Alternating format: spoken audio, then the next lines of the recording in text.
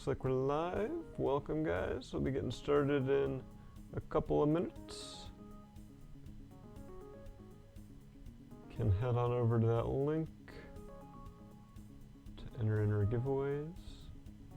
Get ahead of the game so I don't have to worry about it later.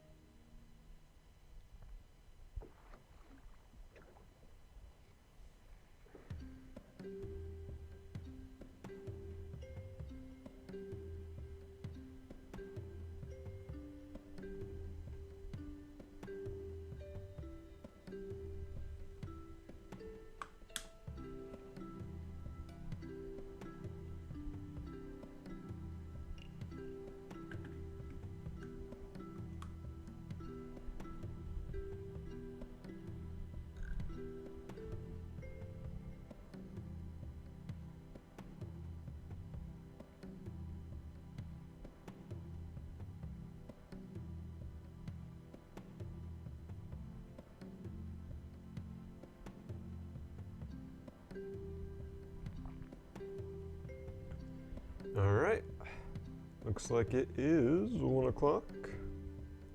So let's get started. Welcome, guys. Hey there, Box Commander.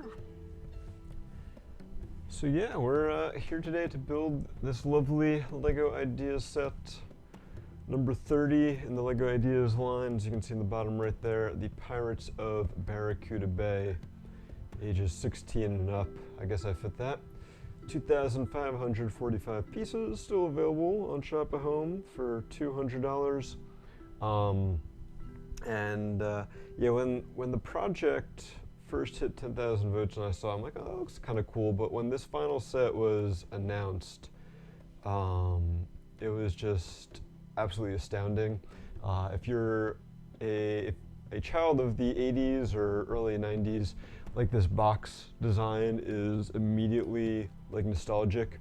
Back in the day, the sets used to have this yellow stripe and they would say Legoland, because that was kind of like the system theme, I guess, the system category. Like, you'd have Legoland, and which was like all the minifigure sets, and then like Technic, and then the sets that were like just the bricks and stuff like that. So, you know, and it also had this yellow border around it, so that's very nostalgic as well. And then just kind of like the artwork with like the background here and like the hand-drawn islands and stuff like that. You know, it all immediately calls back the memories of the late 80s Pirates line that I was a big fan of. And then, of course, the name Pirates of Barracuda Bay, you immediately think of the Black Seas Barracuda set. And that's kind of the whole story behind this guy, is that I guess the Black Seas Barracuda got shipwrecked on this island and has been taken apart and turned into an inn, Jose's Inn, as we can see here. So yeah, definitely love the idea, love the look of it. And you know, what's even better is when you look on the back, you can see that you can actually rearrange the modules of the set and build a pirate ship, the Black Seas Barracuda, kind of reimagined. which I guess kind of makes it the third release of that set, because the short-lived Lego Legends line also had featured the Black Seas Barracuda as a re-release. And man, that was probably like a decade ago that set came out, if not longer. I'm sure someone could go check when Lego Legends was. It might have been before 2010. Just showing my age there. You can see that the set is 23 inches tall and 25 inches wide, so this is going to be quite a large set. As you can see in the top right there, 2,500 pieces for $200. It looks like a good deal like that on paper. For me, it's the nostalgia. I mean, like the back of this packaging, again, you've got that classic Pirates map design, which is again a thing that the sets had even back in the day. So they're really, the designers and the packaging people really made this a labor of love to really call back like a lot of those good memories and the things that us old folks remember from our youth. You can see some of the cool little details here, the captain's cabin, some bunks. Of course, you got to have a cannon. You can see right here, there's a little reference to the Islanders sub-theme from the 90s. So that's pretty cool. Yeah, so it looks like a lot of great details. I'm really excited to build this. As we said, I think on both our social posts and on the front page of BZPower, I'm not expecting to finish this all in one day. This is, a fairly large set, so we may have to come back next weekend. Also, I've tried to kind of keep in the dark about this. I haven't read too many reviews or anything, so I'm not sure what to expect with the build. So I'm not sure if really you're gonna have to rebuild anything to make the pirate ship, like take stuff apart, or if it's just kind of more modular. So if that's the case, we're definitely gonna need a second build, because I'm certainly building the pirate ship. And so as I opened the box, I saw on the flap here, even the flap has some cool little illustrations, little sharks, some pirate chests, a little reference to the Imperials there with the hat. So certainly a lot of attention on the packaging, which is normal for like an Ideas set, but like they really captured it well here. All right, and so you can see we got a box within a box here. I guess before I dump out the contents of this, we should probably sort what we've got.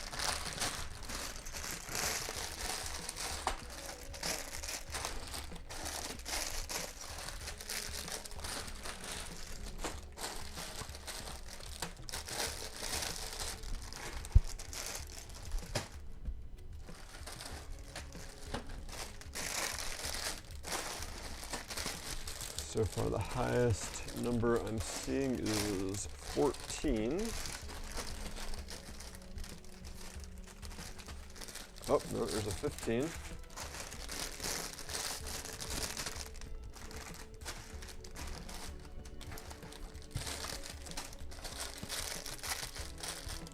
And most of the numbers here have multiple bags, it would seem. And then we also have some loose bags with like the boat hull pieces, some base plates, some ladder pieces. I guess I can adjust the camera down now that we don't have the giant box. All right. One day I'll talk to someone at LEGO who will explain why, when we have these inner boxes, all of the lower numbered bags are in the inner boxes, where it would make sense like you can leave the inner box sealed for a while you start with the earlier parts. All right, so 15, 14.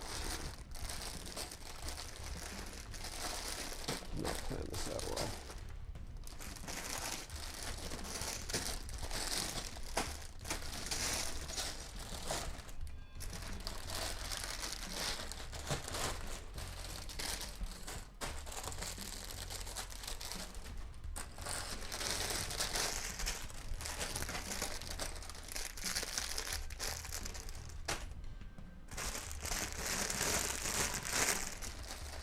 Crinkle, crinkle, crinkle.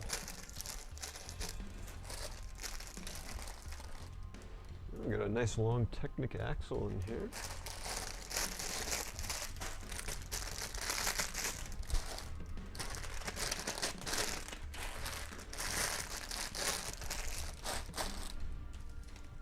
couple Technic axles. Unfortunately, it looks like my fabric pieces got kind of folded up. Have to try to flatten those out. So yeah, 15 numbers, but there's definitely at least 30 bags of parts here, plus several unnumbered bags. So yeah, it's probably close to 40 bags of parts. So definitely not going to be a quick build here. Plus some loose elements as well. And like I said, we got the fabric sail pieces. Really awesome seeing those as fabric. We've got one instruction book. You know, unlike the Monkey Kid HQ set we built last week that was several books, this is just one massive instruction manual. For a while, it was definitely a thing where when you're building a Lego idea set, you knew there were not going to be any stickers. I believe that's changed recently. There have been some Lego idea sets with stickers, but I do not see any stickers with this set unless they're hiding behind the fabric. It's just one massive book. Let's see how many pages. 459 pages here. So yeah, we're going to be going at this for a while. All right. Oh yeah, see, there we go. Legoland Pirates. Like I was saying, that was kind of the branding on them. Got a little comic here, very reminiscent to some of the comics and stuff. So on the packaging, of course, since this is a Lego idea set, we got some information about the fan designer. So you know, he was the guy who made the original project that got 10,000 votes and is now set. And then we got some of the actual set designers and graphics designers, Milan and Austin. They do a fantastic video you can see on the Lego YouTube channel that is absolutely worth watching. And then we actually have some information about the Pirates, which, you know, was definitely a thing here. Apparently in Europe they had like storybooks and stuff for the Pirates, or comics that we never got in the States. So a lot of these names I never saw. You know, everyone obviously knew Captain Redbeard, but I do love, as we'll see in the minifig, that he's got like a little gray in his beard now. And then we have all the other pirates who have some names: Lady Anchor, Quartermaster Riggings, Starboard Port, Jack Dark Shark Doubloons, Tortuga, and Robin Loot. So they even have like little biographies in here. So definitely a lot of care and attention. How to use a brick separator. All right, and then we can see what each bag is going to give us. All 15 of them. And then you can turn it into the pirate ship at the end. But we've got ways to go before we get there. All right. So I'm putting the instruction manual on top of the fabric sails to hopefully flatten those out as we build. And we're gonna open up this bag to get some of these plates out. Some lovely 16 by 16 plates in Azure. And find our #1 bags, of which there are 4. So can I push this ball back a little more without mixing it all up too much?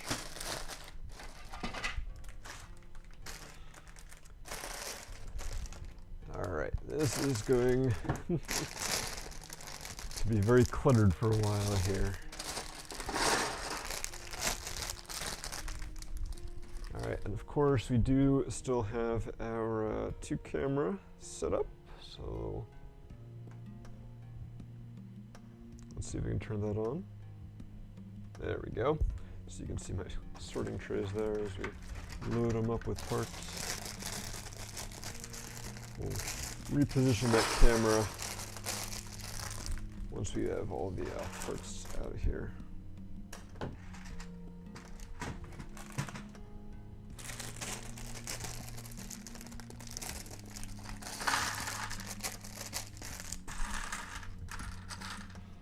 Of course, we've got our brick separator. They're very useful. They help fill up any leftover coffee mugs you got. Cheers.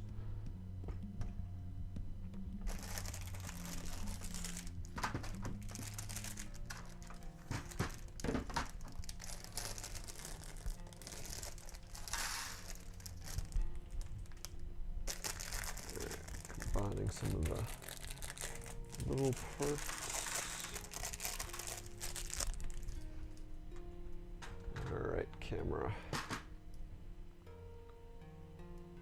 That looks pretty good. Alright, so we're going to start off with our minifig. Already forgotten his name. He's either port or starboard. And they're definitely interesting, kind of modern takes on those classic pirate designs.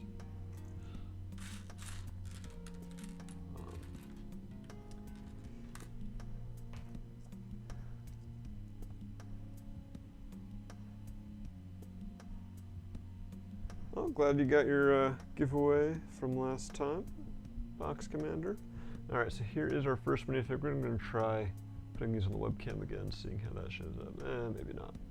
All right, so our first minifig here, definitely a callback to the classic pirate minifigs. Obviously an updated, more modern graphic design, but this was kind of one of the standard designs with the yellow arms, a red striped shirt and blue legs, and then as we'll see, the other one has a blue striped shirt and red legs, and that was kind of a classic thing. Now,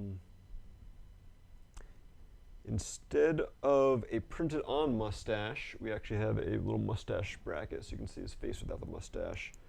And then we will put that on there. And there we go. So, you know, being shipwrecked on the island, he kind of grew out his mustache a bit more. And then we've got a new bandana piece, a more modern take on the classic one, but still very reminiscent of that design. And then, of course, the musket and the cutlass, which, you know, again, very, they look like they're pretty much the same as they were from back in the day. I assume they're slightly newer molds at this point, but, you know, they definitely look the same. So he's definitely, all told, a very recognizable character if you had any of the 80s pirate sets.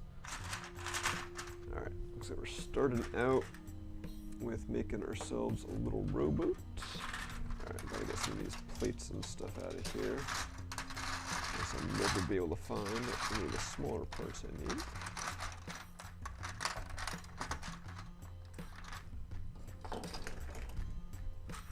Yeah, I was definitely super excited when this got announced.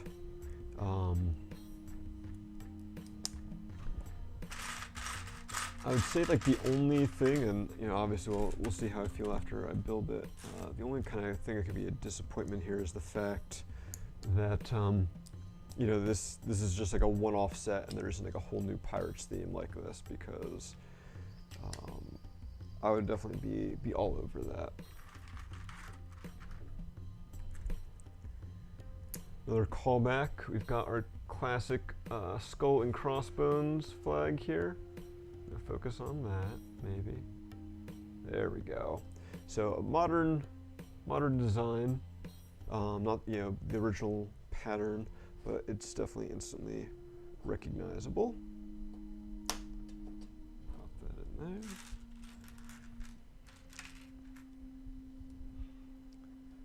Little cutlass in the front. A couple of oars, and there is our little rowboat. Nice and simple. All right, and now we get to start on the island itself.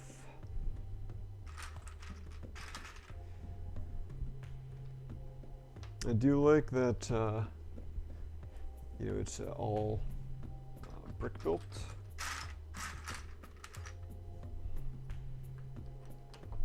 No base plates, although it would have been pretty cool if they could have given us back a pop-up base plate, but instead we've got some of these cool curved slope bricks.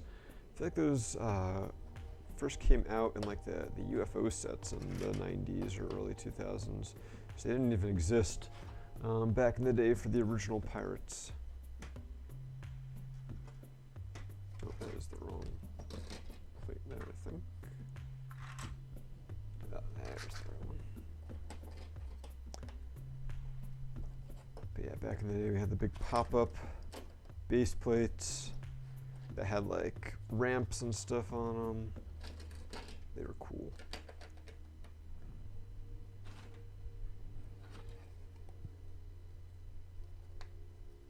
Gotta make sure you get these big bricks well pushed down on here so they stay and everything is nice and flat.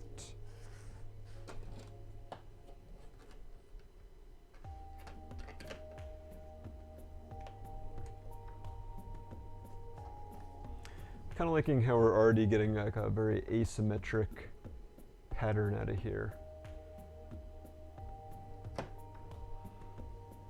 These pieces are from 2007. Wow, they're that old, or that new, I guess. Yeah, I thought they were older than that. What are the ones I'm thinking of that were from the UFO sets? Or maybe it's the same ones and I'm just thinking the UFO theme is older.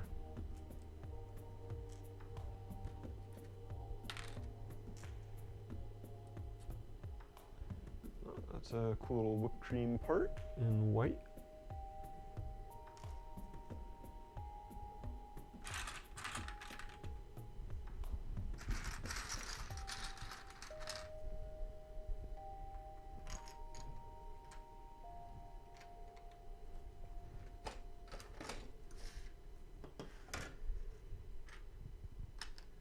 Definitely looking forward to getting through the first few bags of this set so we have some more space here.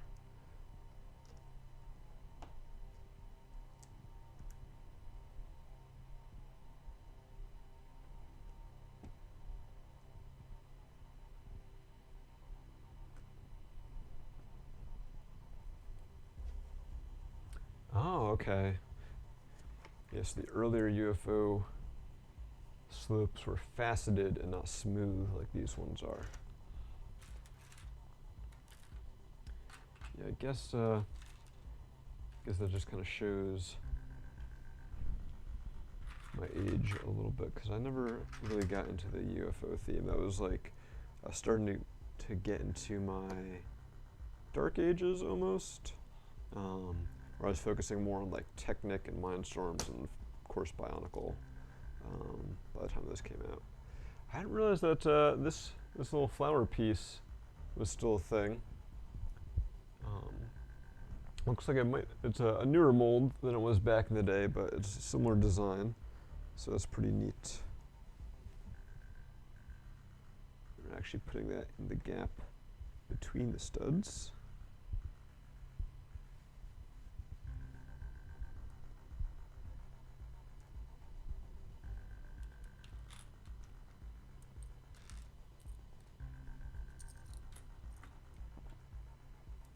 It's definitely really cool building a pirate set with like all the modern techniques, but it still has all that nostalgia. You're gonna hear me talk about that a lot, so I'm sorry. Apologies in advance.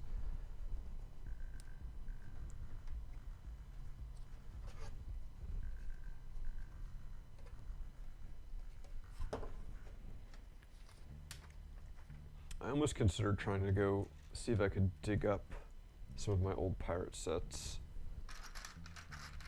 so I could like build them along with this, but they are buried deep somewhere, and then I have to dig up the instructions as well.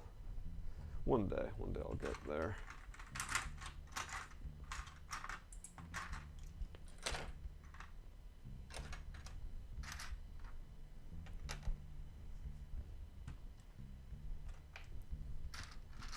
I feel like if I started taking out some of those old classic sets that I have stored away, then I just want to keep taking them out and building them, and I'm already short on display space as it is, so no need to make my problems worse.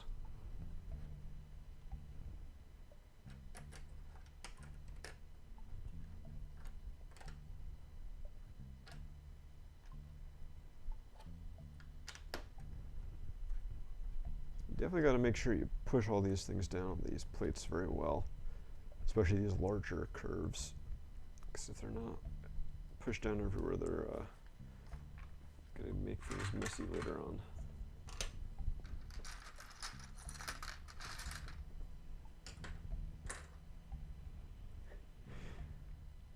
Yes, the older sets would definitely be a faster build. That's the other thing, is that, like, you know, you gotta kind of be a little worried that if you go back and try to build some of the old sets, you're just gonna be disappointed by your nostalgia, right? Like, in my mind, they were so awesome, but like, if I go back and build them, are they really gonna be that awesome?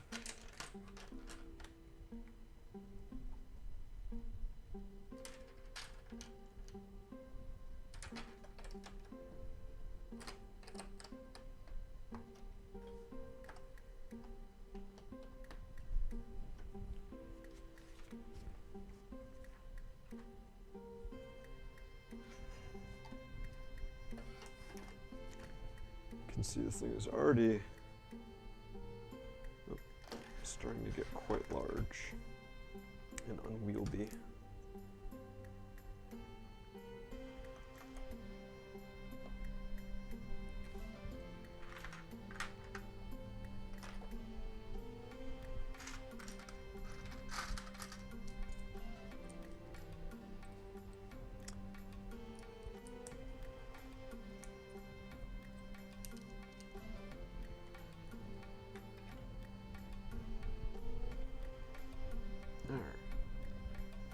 So how's everyone been doing this week? Anything new and exciting?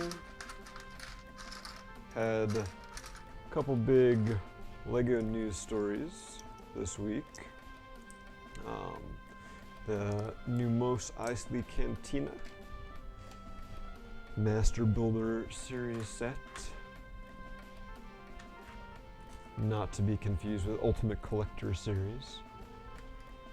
Yeah, so it's definitely, you know, got more of a playset vibe to it, but still a display piece, I feel. So that got announced. That does look pretty cool. As I said when we shared the info on it on BZPower, that I think I like it more than the Cloud City set. That was, I guess, like the last Master Builder series set that came out. I feel like I like this one more. It's just kind of focusing on one thing, just the cantina, whereas the Cloud City set was trying to like encapsulate everything from Cloud City in one set. And I think it was trying to do too much. And so, like, each scene, each little vignette didn't get enough attention.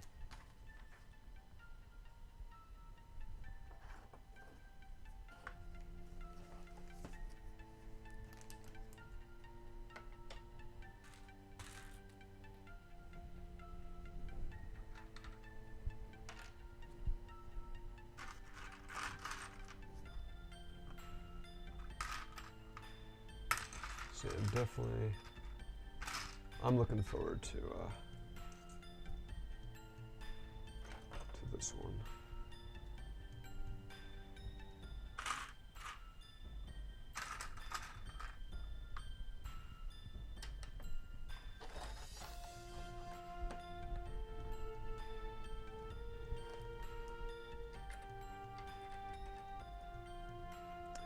And then, of course, we also had the Levi news.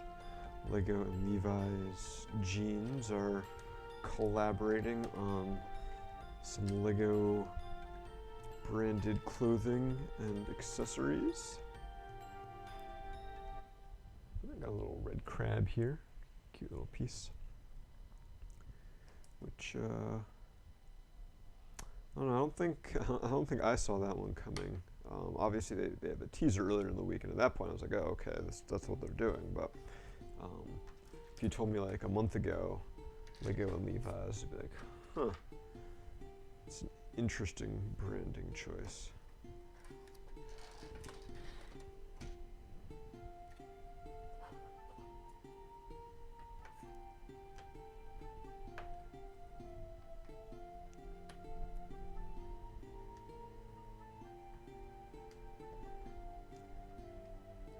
some of the items look nice, and others not as much of a fan of. Mainly because of like the color schemes. I think like they're very primary color focused, very bright, and not like super cohesive, if that makes sense. There's not a cohesive color scheme. Oh, so this is cool. So this is a brick that I believe was coming out with not Boost, the Spike Prime, the Lego Spike Prime set. So it's a 2x4 brick, and you can see it's got Technic axle holes in it. Sort of like giant Technic axles end up. So yeah, the axle can go through that. So what I assume we're going to be using it for is, we put this on the base plate and build up around it. And then that'll be a good anchor point for like that Technic axle or something, so it is securely mounted.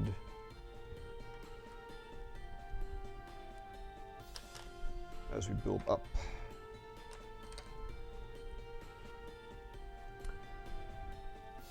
I did see something about the Adidas collaboration. Yeah, that's kind of it's been posted about, but not nearly as much. They didn't share like a press release or anything with the ambassadors for whatever reason. So I haven't gotten a chance to reporting on it on the front page yet. But yeah, I did see there was like, I guess, a social media influencer that Adidas already previously worked with, who got a pair of these new Adidas Lego sneakers. I'm just like, yeah, I remember when they had a deal with Nike to make Bionicle shoes.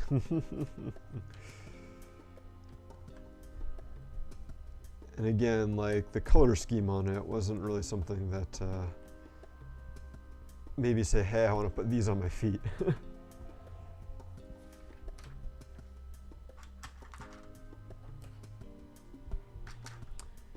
All right, so I think we have at least part of the base done here.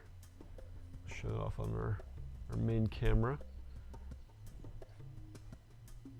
So I do like, as I was talking about before, using these curved slopes to kind of make these asymmetric shapes of like the island sandbar. Pretty cool design. Then a lot of bricks in the middle to give support as we put plates on top of it later, I'm assuming.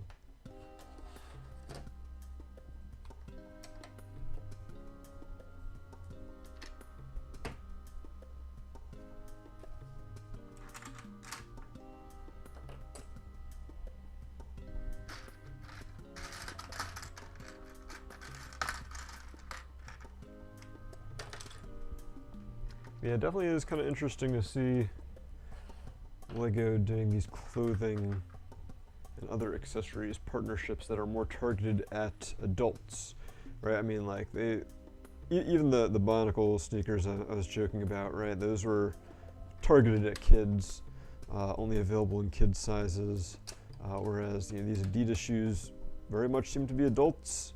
The Levi jeans and hoodies and stuff definitely seem to be targeted at adults. So really interesting. I think I was talking about it with Toofy Poofy, our ambassador and one of the other admins on BZPower, and it's like they're definitely going for this demographic. Like a lot of what they're now calling like the 18 plus sets are going on about.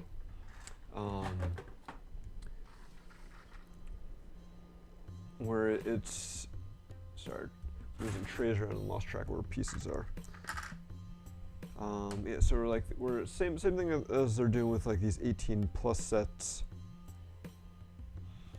where it's more, and you can tell by like the pictures and videos they're doing. They're going more for like a display piece and a collector's thing. They're going more on the nostalgia of the people who remember Lego from when they were kids. and aren't necessarily like AFOLs. So they're like, oh yeah, I remember, you know, Lego from when I was a kid. That was really cool, and Lego is still cool now. So, oh yeah, I'll definitely buy that kind of thing. That's my take on it, at least.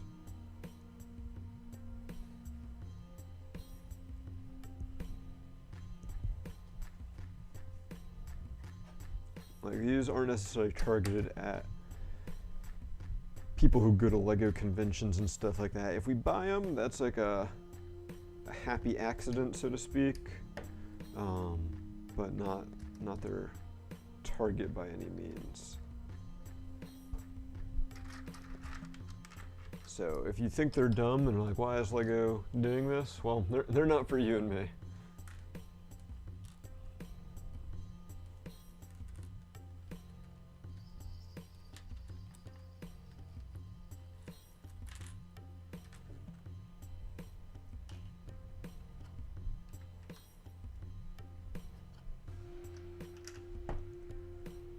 So we're starting to cover up everything we were building. Hey there, Bellum. And one of the newer pieces that Lego is making great use of here, they didn't have back in the late 80s and early 90s, are these little quarter circle tiles that were filling in like a lot of the gaps and stuff here with to help make things nice and smooth. Give lots of rounded edges, just like it was you know, like actually like a sandbar or something, or a little beach.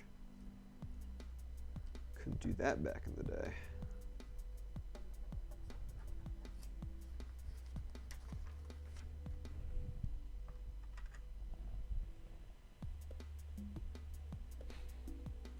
Four hands with two cameras.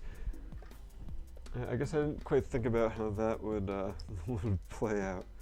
But that's an interesting way of looking at it.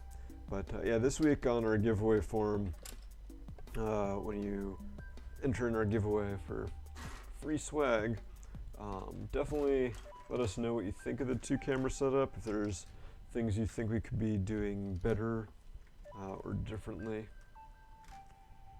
So maybe it would be less confusing. I don't know if having the four hand setup is confusing or not. Maybe there's a way we could do it better. We're definitely all ears. I like having like the close-up on what we're building. In theory, I don't know how you guys feel and such. So I want to get that feedback.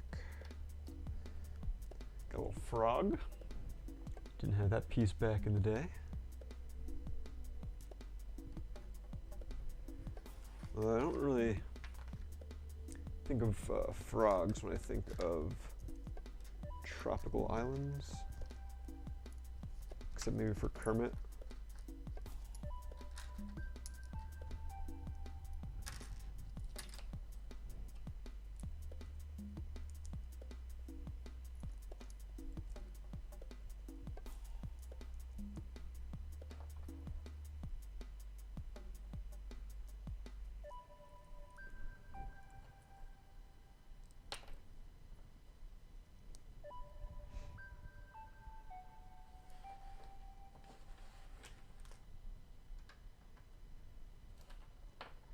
Yeah, we can definitely play around with the size and location. I think I put it where it is now just because we had been used to having the chat in the bottom left, and I didn't want to move that away from there, but maybe that's not that big of a deal.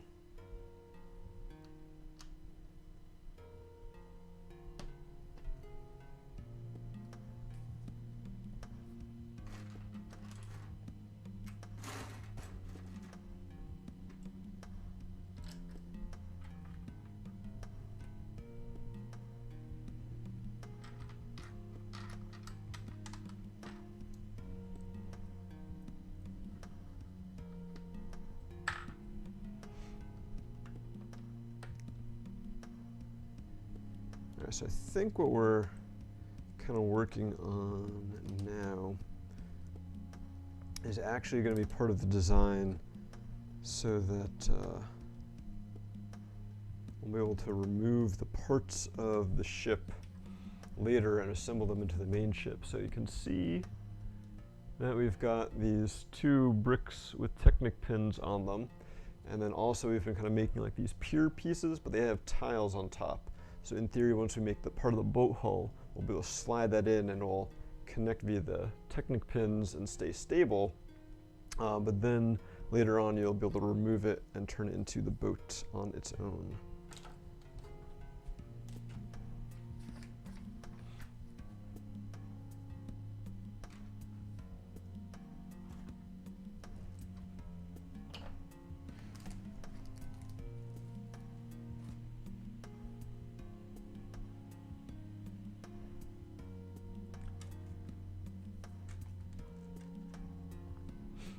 Now we get to make one of the palm trees, or at least starting like a root system. This is kind of interesting because the classic pirate sets had those kind of cup pieces that could stack, and then they kind of had a bit of friction, so they could kind of sway from side to side. And it was kind of this really iconic piece from those pirate sets that has no longer been in production. So here we're using some Technic, and then like one of those tail pieces and some more Technic on the bottom here. And that is attaching into one of those curved bricks that has a little Technic connection.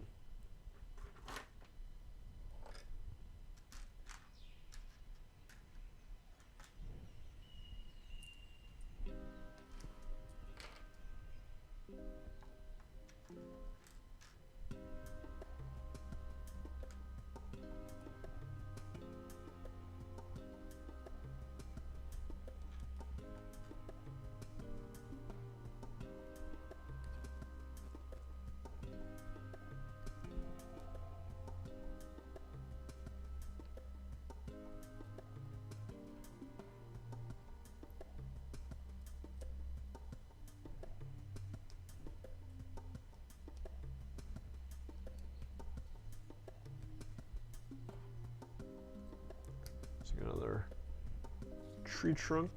This one's slightly longer. And that one is going into that 2x4 Technic brick I was mentioning before. And now we get to make the tops of the trees using the more recent, well, I guess at this point fairly old palm leaf, although it's definitely more recent than the original one.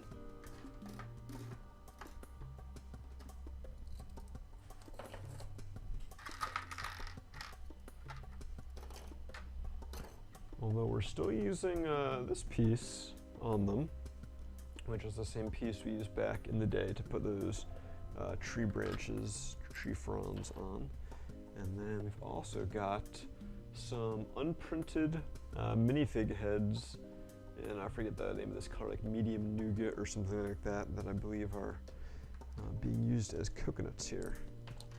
You get 6 of those, at least 6 in this bag.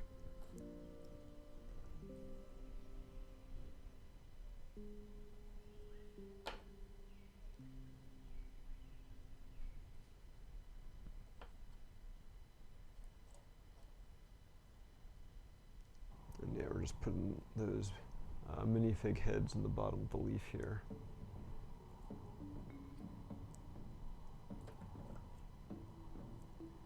If you have 2 empty halves of them and you bang them together, you can pretend you're riding a horse.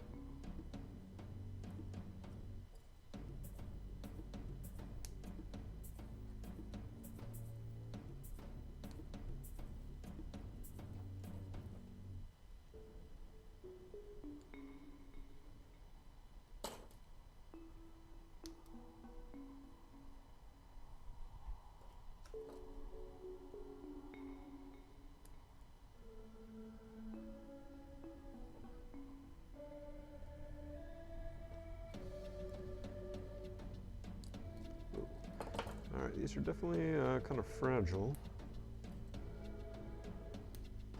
Too simple.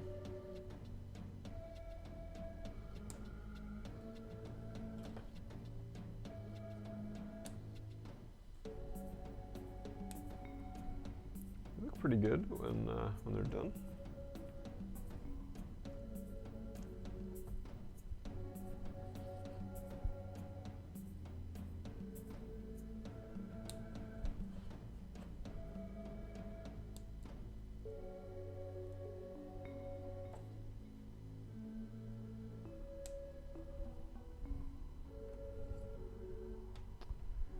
Alright, now we're starting to look like a tropical island with some palm trees.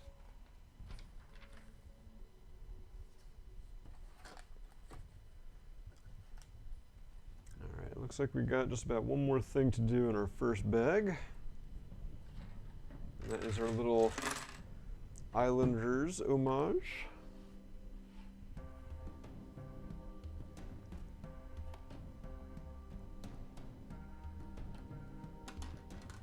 Not around in the early 90s. Islanders was kind of a sub-theme of Pirates. And they probably wouldn't be able to do today. It'd probably be considered a little politically incorrect, if not a lot politically incorrect. But you know, it's kind of the native species on these Caribbean islands that the pirates are then invading and attacking. Definitely has some problematic vibes to it these days. But as a small little reference of just a statue here, I think it's okay.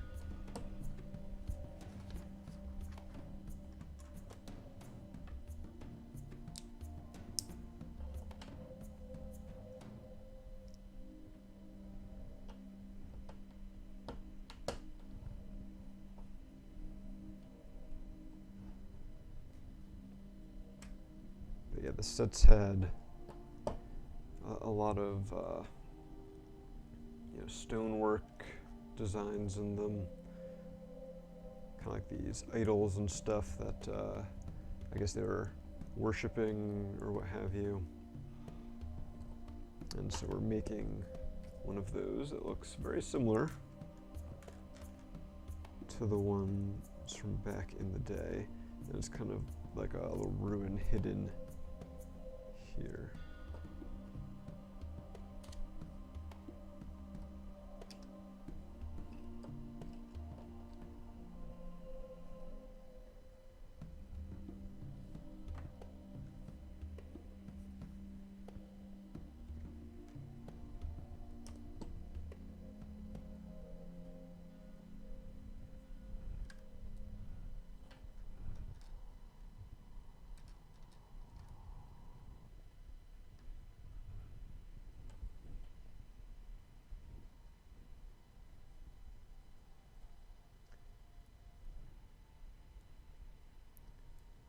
We're using some of the newer, smaller cow horns, whereas back then they used this larger single piece that instead of going on like a little 1x1 modified plate like this, it would clip into a 1x1 plate with a clip.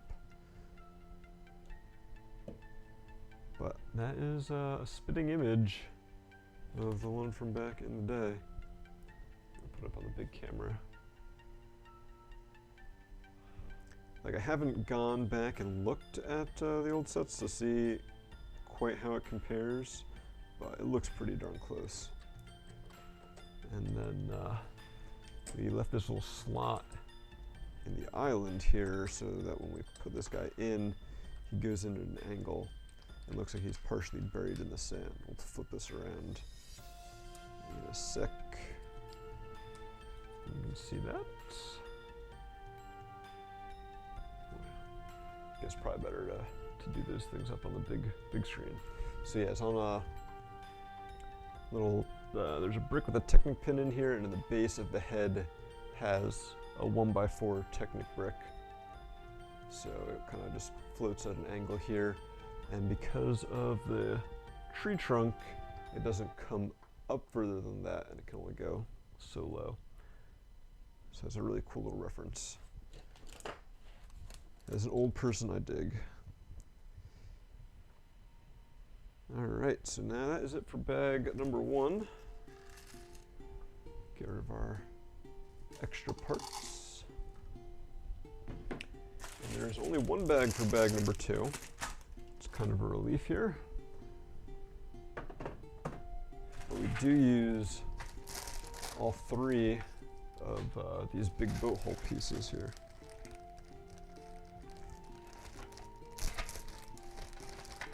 Actually, sorry, there are 4 big boat hull pieces and we're only using 3. So, definitely not the ones we had back in the day. I like these a lot better. Got more technic connection points, and they're also kind of hollow in the bottom, so you can do stuff down there. It allows you to build up the sides of the boat however you want. So it gives you a lot more building possibilities, a lot more uses that you can find for them, things like that.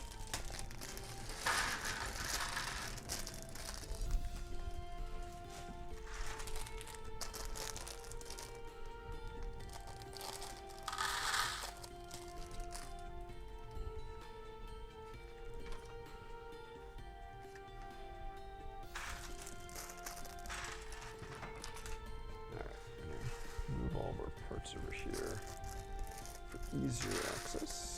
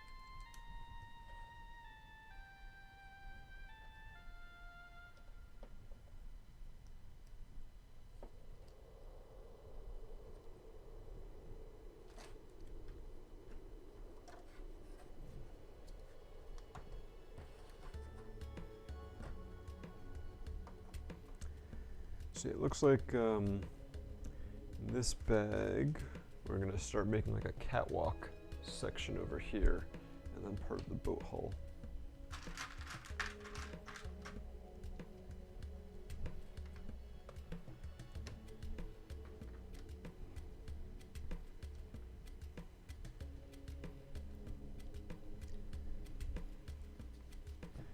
I'm definitely really interested to see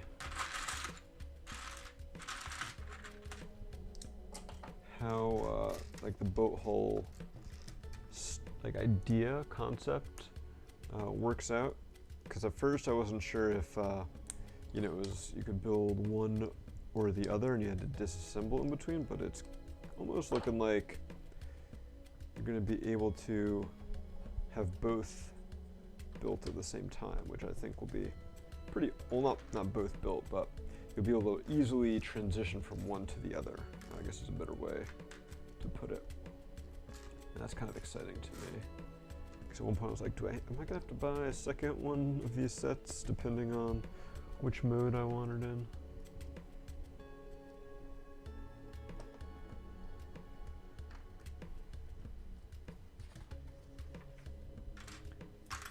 Got some stairs going in.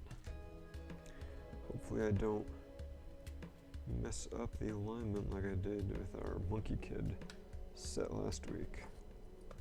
That was awkward.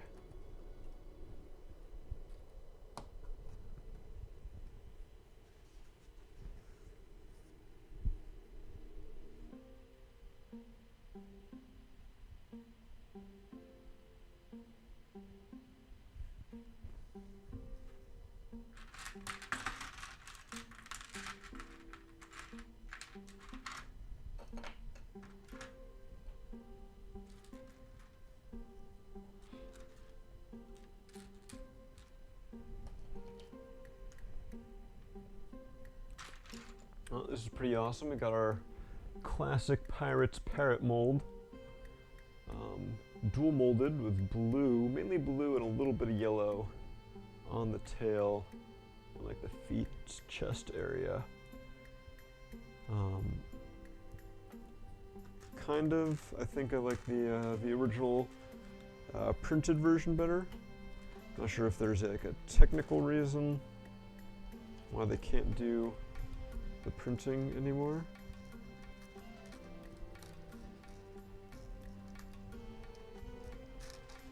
But personally, I would have preferred that. That's just me, though.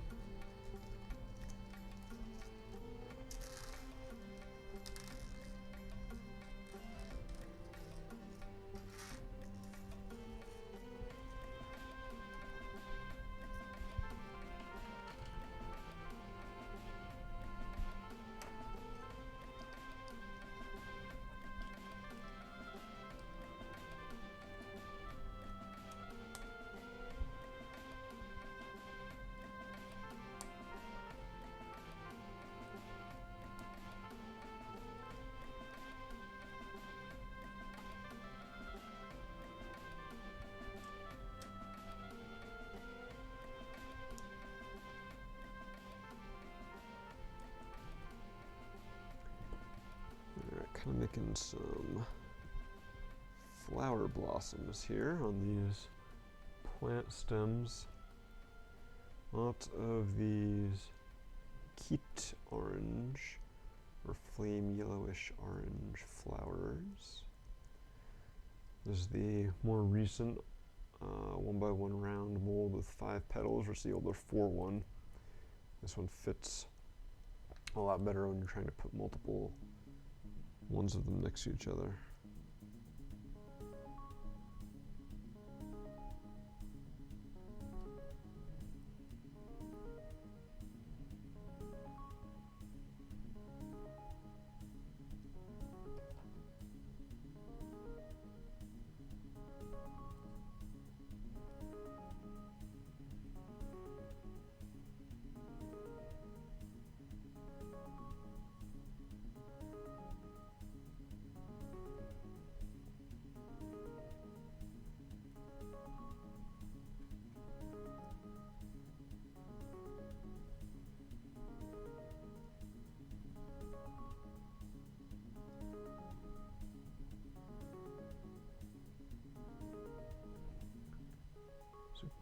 Cute with all the little flower blossoms here.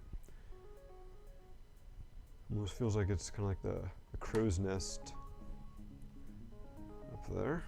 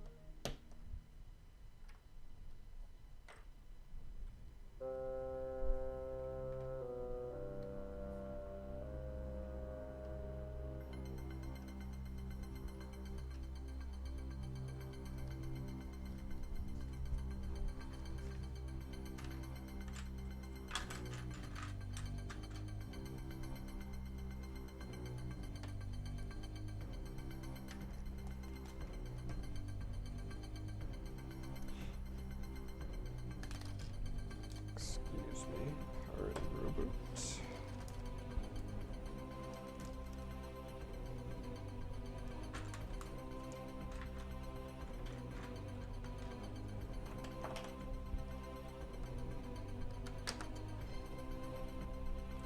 So yeah, build a little platform up now.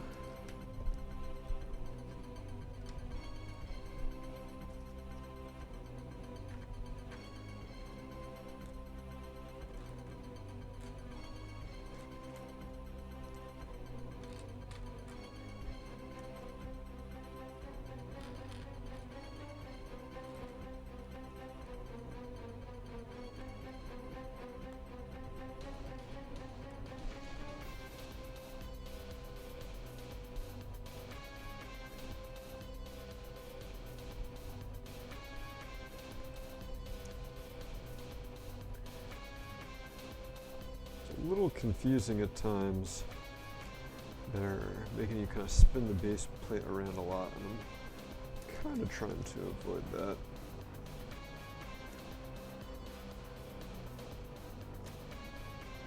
But sometimes you need to make sure you get things aligned properly.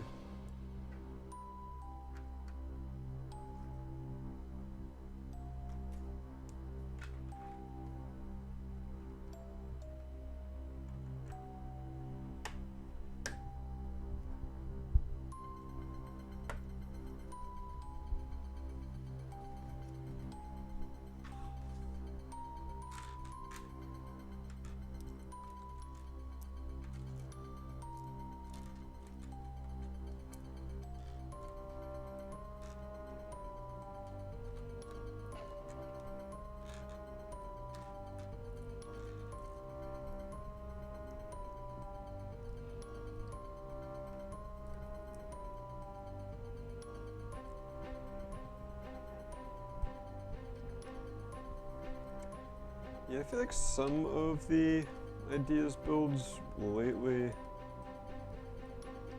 have not really been that exciting to me. Especially most of the TV show ones.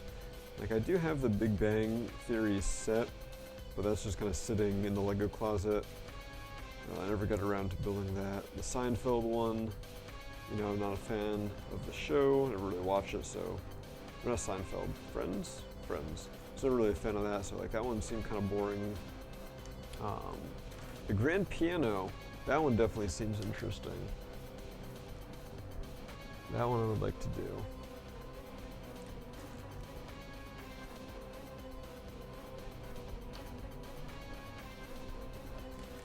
But there's quite a few that seem rather simple.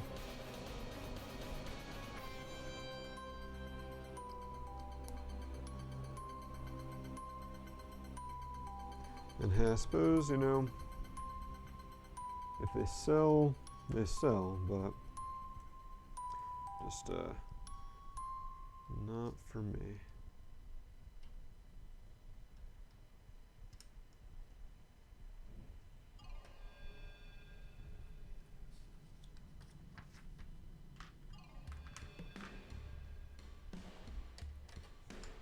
All right, starting to add some little details. Got like a hammer and an axe and a glass bottle, which is a piece we did not have back in the day. Just kind of adding some nice details. A little angled plank here and here.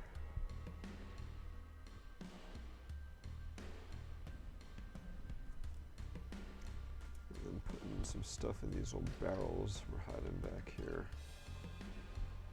Just the kind of details that, you know, you'd expect to find in a playset kind of thing.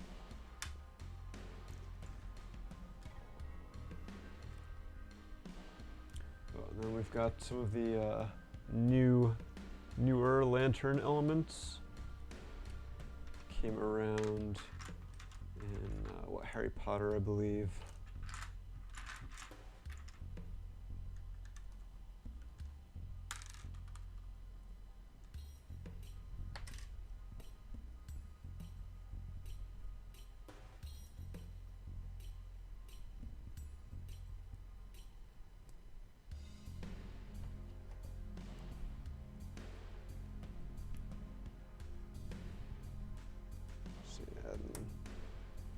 Adding some nice details here to our base.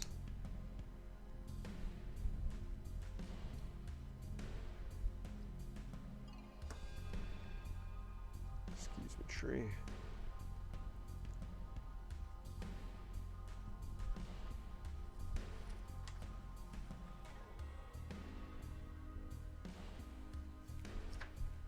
Alright, and it looks like this may be it for this part of the island for now, and we're moving on to our boat hull, which it looks like we're going to focus on that for a bit, and then that boat hull will connect onto the island.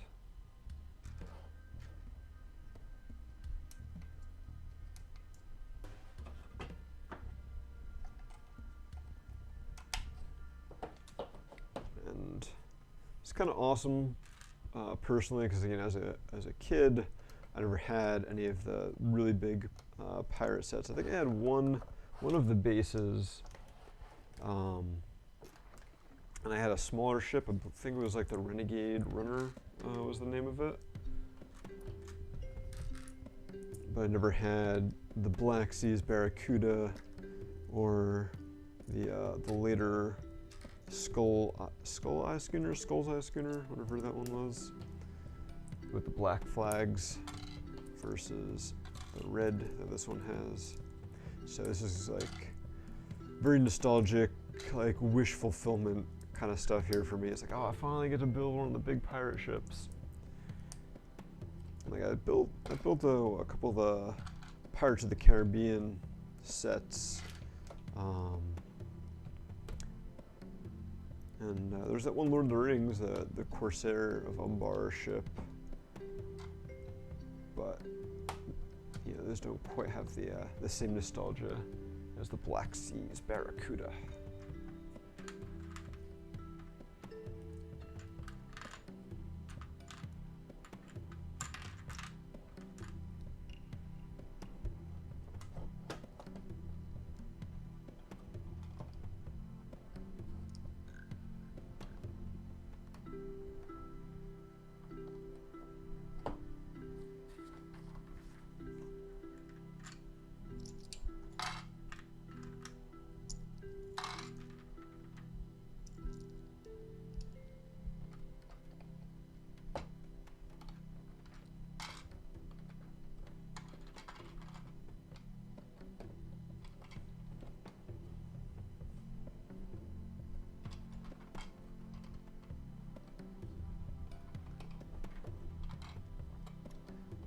So for you guys watching stuff, what was like a Lego set you remember from when you were little that you're never able to get, that you like always wanted? Like you're looking through the Lego catalogs and be like, oh, I wish I could get that one, but it just never happened. Yeah, this was definitely one of those sets for me. Some of the big castle sets from back in the day as well. The classic Space Monorail was one I always wanted, or the Blacktron 2 Alpha Centauri Outpost. Guess I'm kind of like showing my age with with those, but oh well.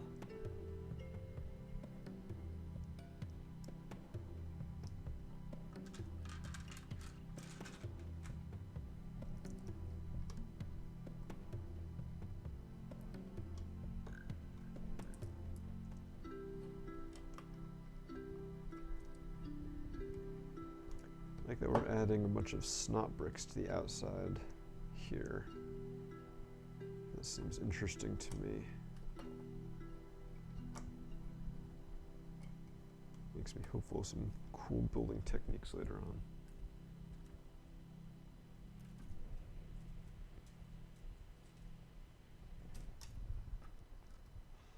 Looks like we're just about done with bag 2 here. I think after we get through bag 3, we'll do our first giveaway. And similar to bag 2, there's only one bag numbered 3, so hopefully it shouldn't take us too long.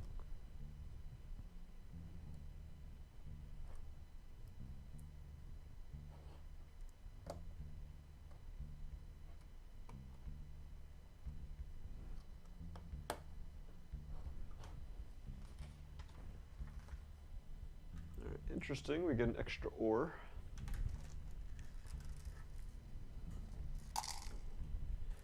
Alright, so before we crack open bag 3,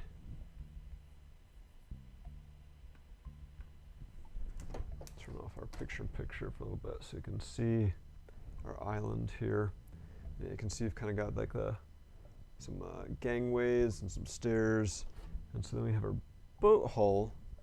And as I was talking about before, you can see we've got these smooth 2x2 round tiles and stuff here, so I believe this is going to go like this. And hopefully you can see this Technic pins there. that line up perfectly with the boat hull. And so it'll be able to just kind of snap in place. And then in theory, be able to pop out just as easily.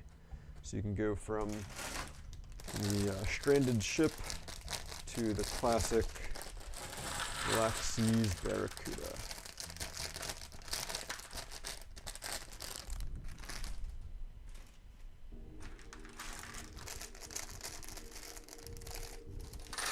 Got another minifig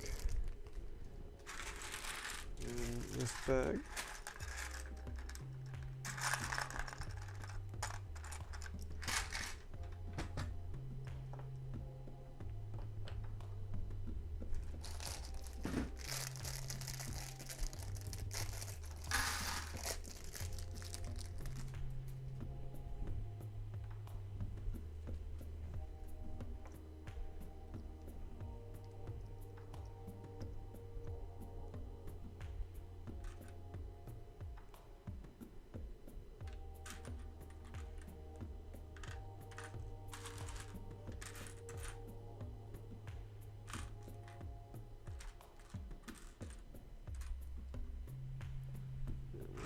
Is her hat.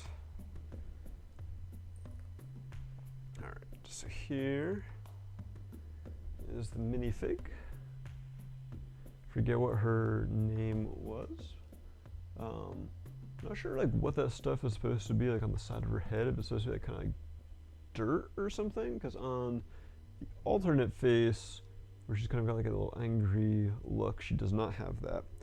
And then she has a cool hat, which might have been a collectible minifigure or something that is new to me, but it's your classic tricorn hat design, but it has the hair built into it, which I think is pretty awesome.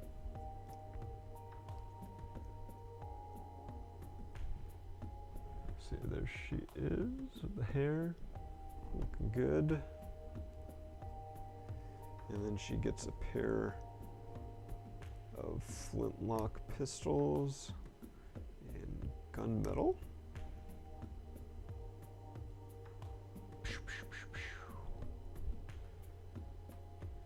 Alright, so now we have some space over here, so we can move our minifigs up out of the way. And then a little rowboat.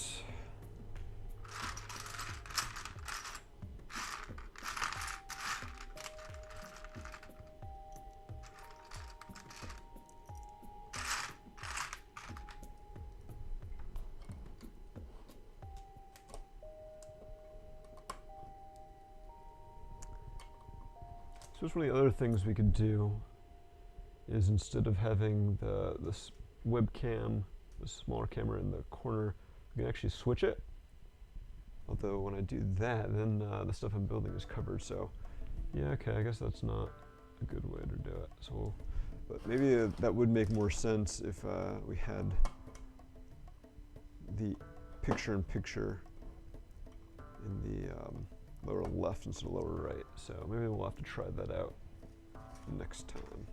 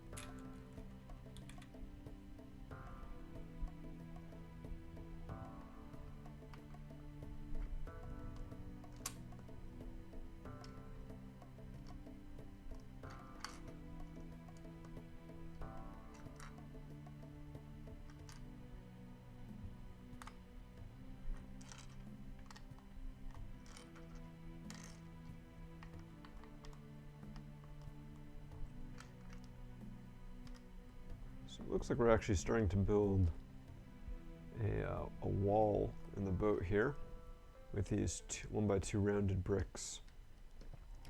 So it'll be like 2 separate rooms inside. We saw on the box art there definitely are a couple different rooms on the inside of the ship. There's like a captain's cabin and then like a bunk room for all of the crew and stuff like that. So.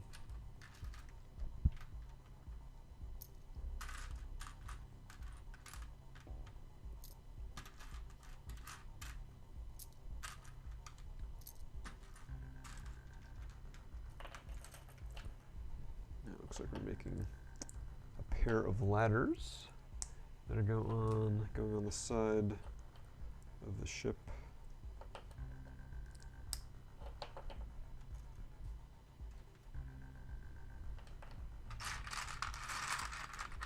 And they do let us know that they are identical, so we can build both at the same time. Not that that usually stops me.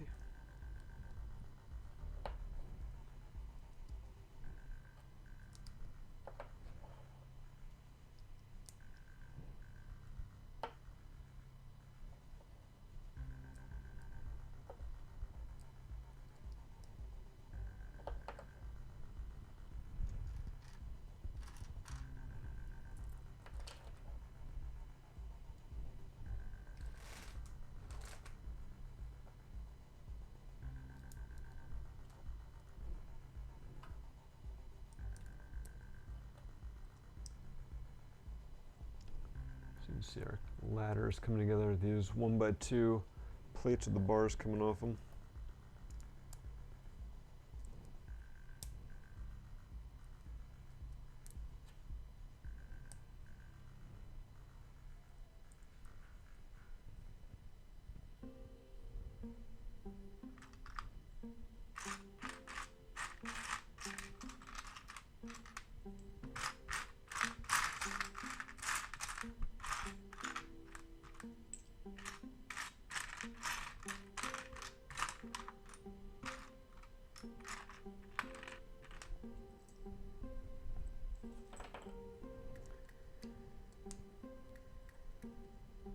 So anyone watching any good movies lately, new or old?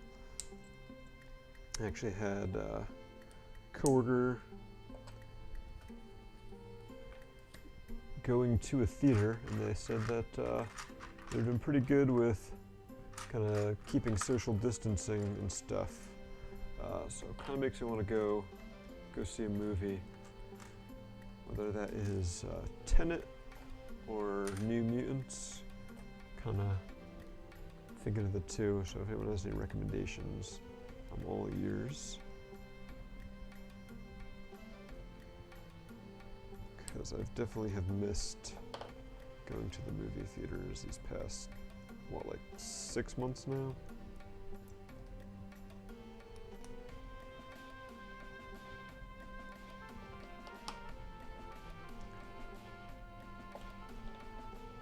Alright, so this is another cool technique here for these ladders. They've got some 1x2 bricks with Technic pins on them, and then a 2x2 plate with the Technic thing, so it can kind of turn. And then we've got a plate with a bar here, so that clips on the top and holds this in at an angle. So it's a really cool design. And we're using this arch piece for it to kind of lean into.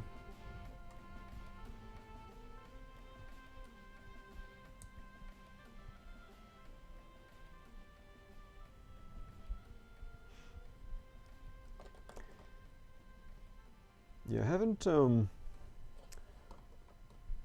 read too much about how movies have been doing in theaters, although I did see something about Wonder Woman 1984 being delayed because of how poorly Tenet opened in theaters. So that seems to tell me that even though the theaters are open, a lot of people aren't going to them, or as you seem to imply, Vorak, theaters in your area still aren't open yet. And I definitely encourage everyone, be safe, follow all your local state and county and town guidelines. You know, the theater I'm looking to go to still requires you to wear a mask the entire time, even though they're, you know, doing social distancing and stuff. So yeah, definitely being safe is the most important part. And if the theater wasn't doing that, I would not be considering going myself.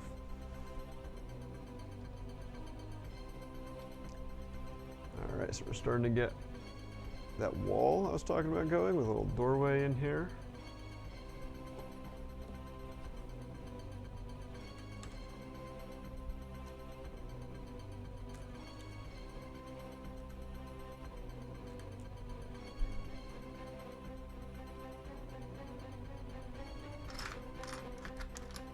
Looks like we're making a little rating desk or something along those lines. I think this might actually be a new print. This 1x2 tile with the envelope with the seal. At first I thought it was the same one from Harry Potter, but I'm pretty sure it's a different one, and not the one we've seen in Harry Potter all those times.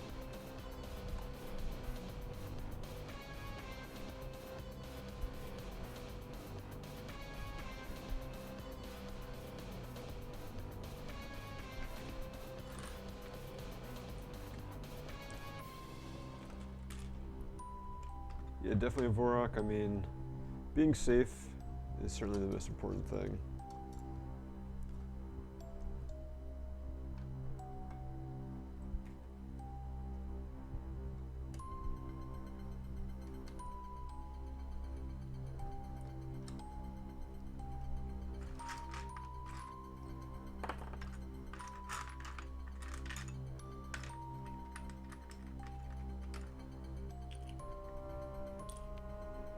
This is kind of interesting.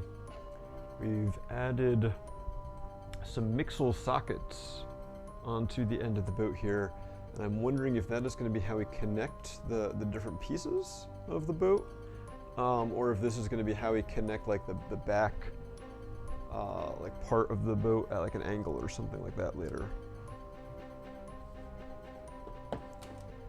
It's always one of the joys of building a Lego set, is like trying to figure out what it is that you're doing and how it's all going to come into play later.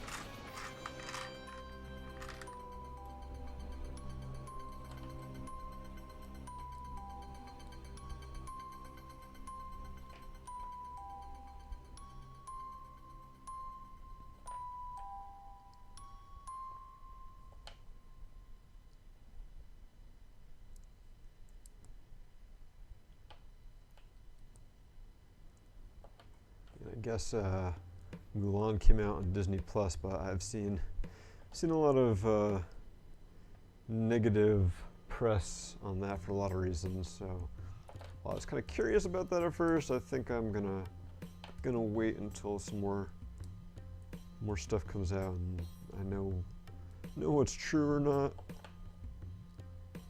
Definitely seems like it's got some problems. Alright, making some cool little sub-assemblies here with some snot bricks and some 1x4 curve slopes to make some interesting kind of bowed patterns on the sides of the hull here. You can see them next to the ladder kind of sticking out. So this is kind of one of those things where you know, having the smaller hull pieces where it's just the base is definitely a lot nicer than those big one-piece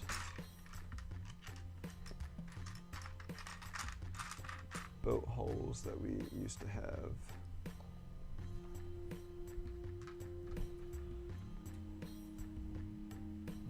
Now, going back to what you were saying before we're asking about Korra, that is definitely coming up on my list to watch, I think. I just finished watching The Wire, got through the last season of that. Fantastic, fantastic TV show. It makes me very sad that I waited on that one for so long. But hey, it happens. I made up for it. And now continuing my spree, I guess, my theme of really old HBO shows, I'm finally watching Band of Brothers, which I never watched back in the day either.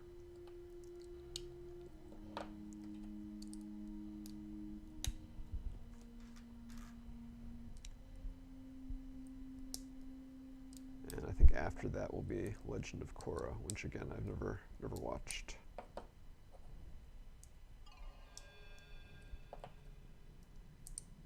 Alright, so just made a pair of little beds here for, I guess, port and starboard, since they're kind of color-coded.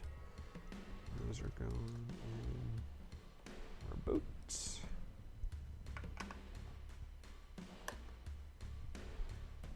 A little table, I guess, at the foot of their bed. Well, that might actually be, because it's like centrally located where like the mast connects at some point.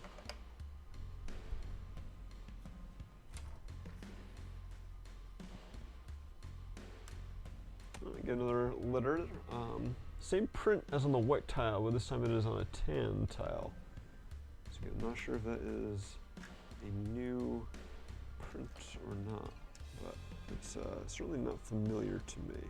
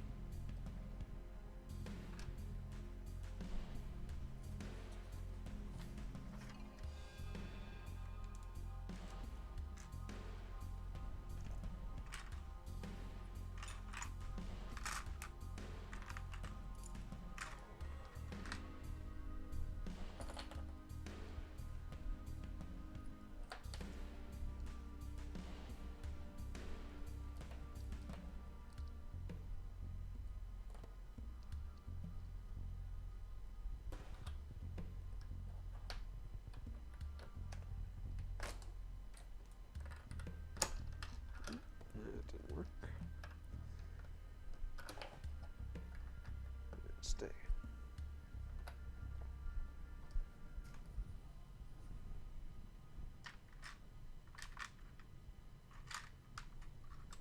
Definitely loving all the little details we're putting inside the ship.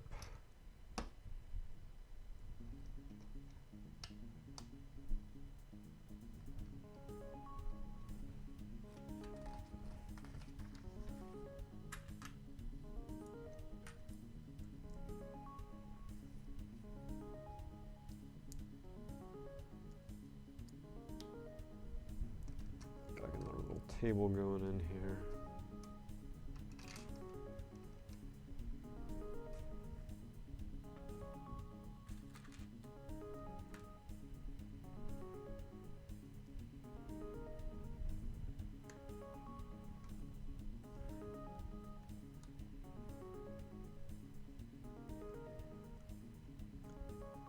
There's the classic tricorn hat with the feather coming out.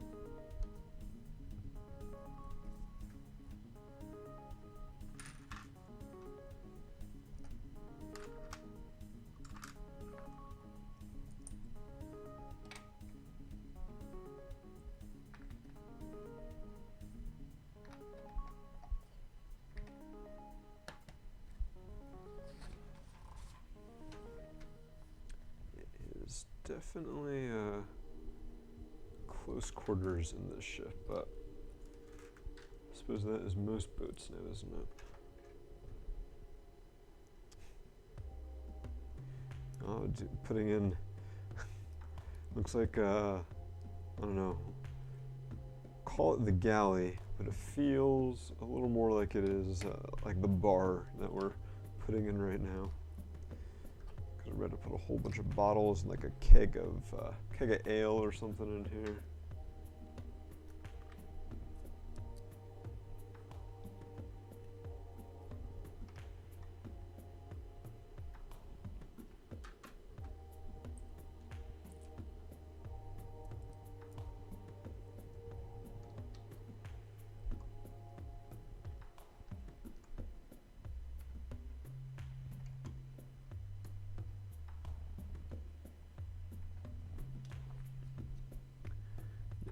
One thing when we were putting in just like, you know, a couple of bottles in here, but now we've got you know, the whole keg with the tap, got these 3 bottles, and the chalice there, and there's like a spot for someone to stand, and then a place to serve people.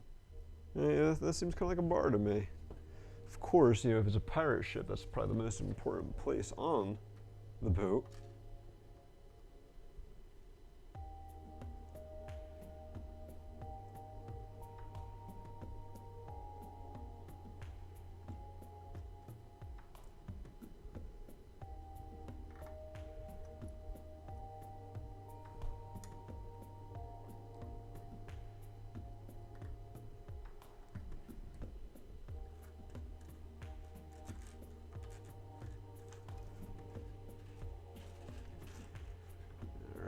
Putting in a whole bunch of windows. I got 8 windows to go in.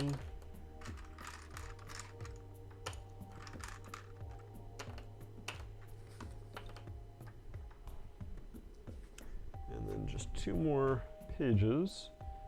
So we're gonna get rid of our picture-in-picture for a sec. And put up our giveaway link that you can see there. So you can go ahead and enter if you have not yet done so.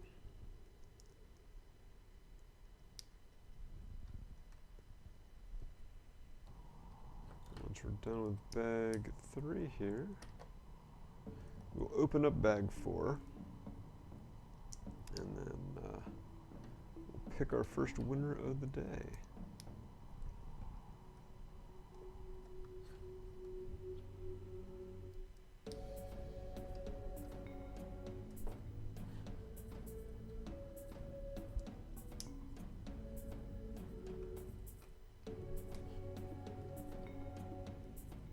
Hey there, Brickus. Good to see you. Guess since we don't have our picture-in-picture up, we'll swap these around.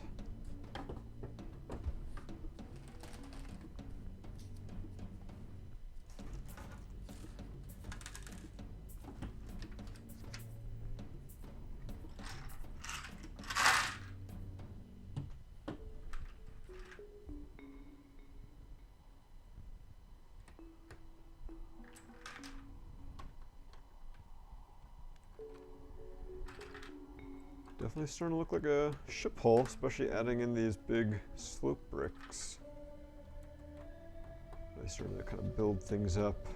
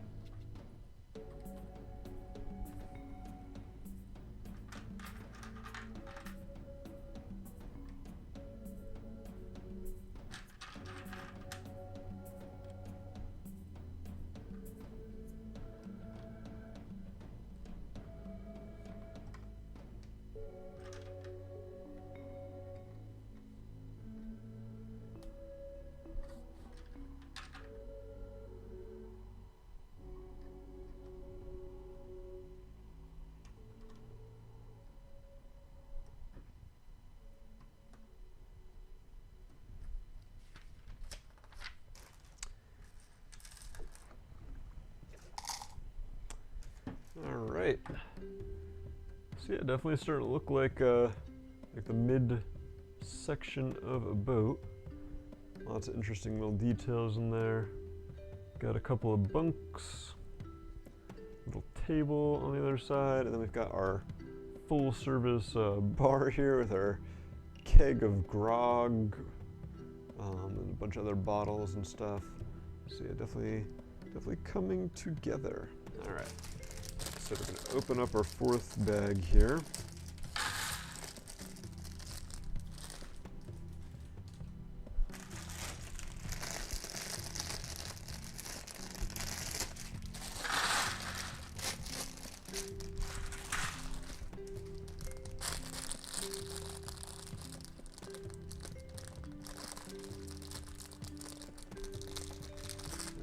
Pick our first winner. Now we're going to swap these back around. Should we be able to see as we work? Oh, we got a spot. We can kind of push that out of the way a little bit.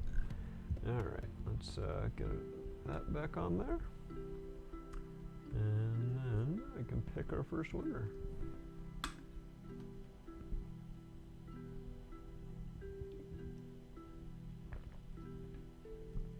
Makuta LaRocca, congratulations, you've won a K2SO buildable figure. I know I've already got a bunch of other stuff to send you for lug bulk and things like that, so we'll probably just hang on and put that all together there, so congrats LaRocca. Alright. Pick these plates out of here.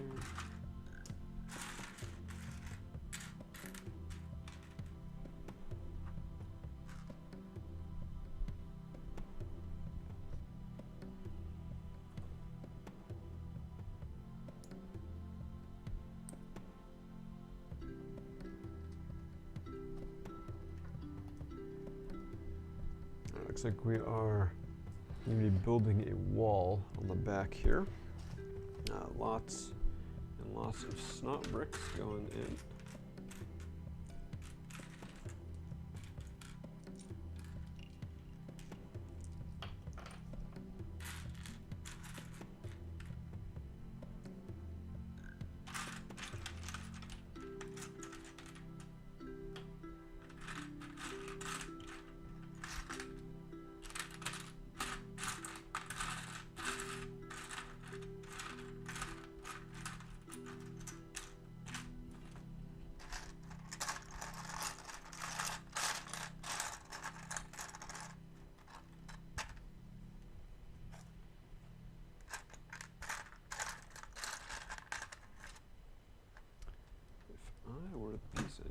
That's around hide.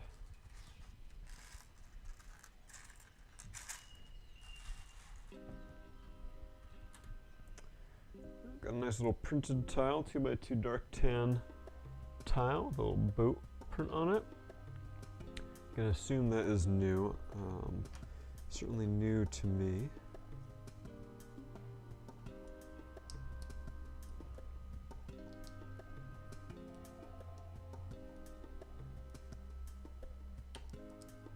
There's gonna be a little painting in the bar area.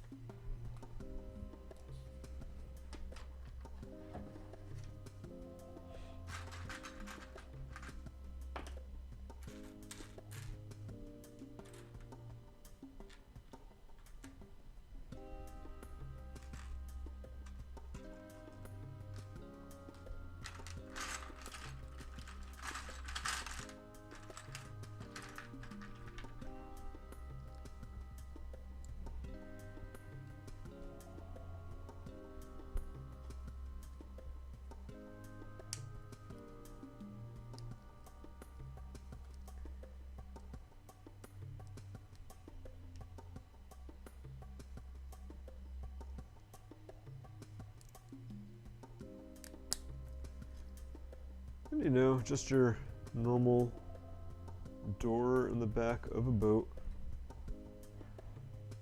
Most boats have a door like that, right?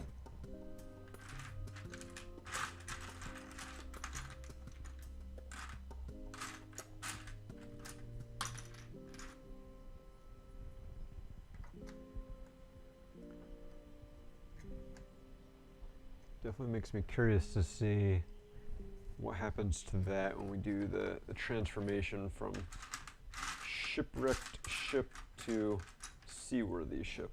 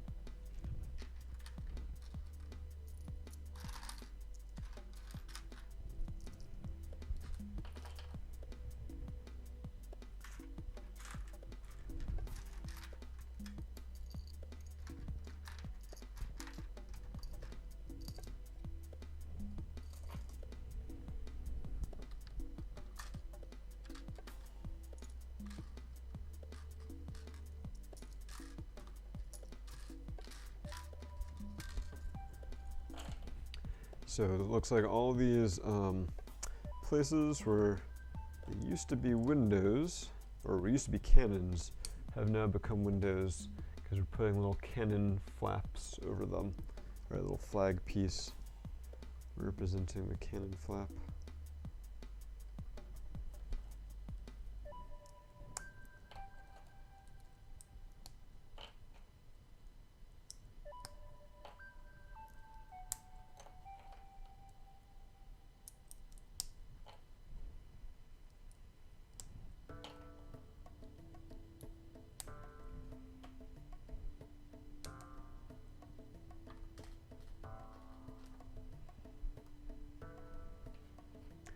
They definitely work really well with little 1x2 cheese slopes that are along the bottom edge here.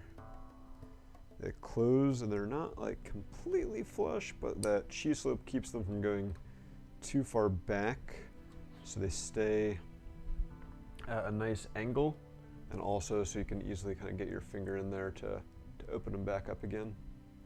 You can kind of see from the profile there how that works.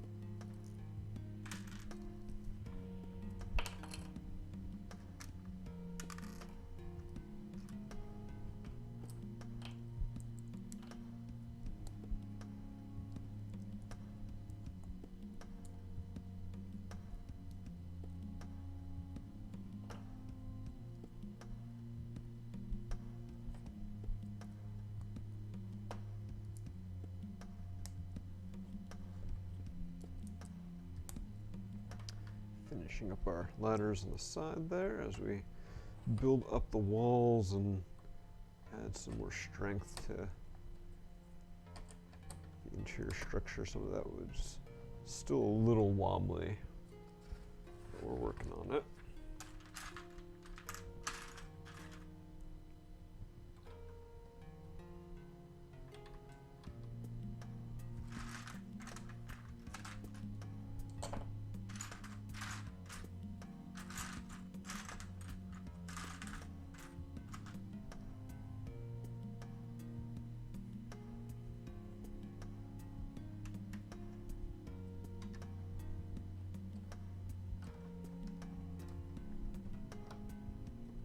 There we go. That'll lock just about everything together that we've built so far. Definitely starting to be nice and sturdy, except for like this section right here. So hopefully do something about that. Oh, looks like we're about to cover this whole top surface up with a bunch of plates, so that should certainly help a bit.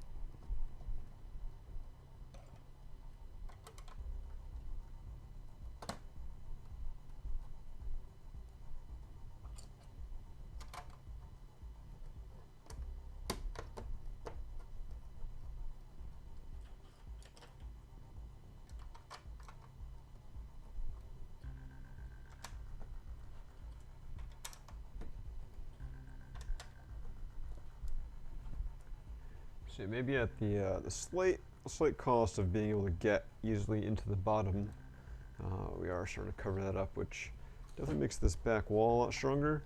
And we're about to cover up all these snot bricks with a whole bunch of tiles to make it look like it is kind of been boarded up.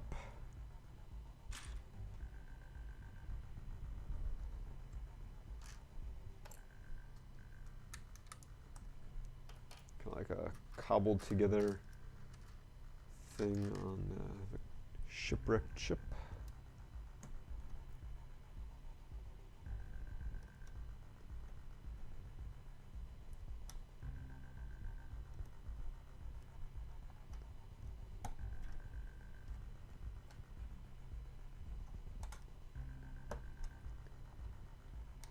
And I like how we're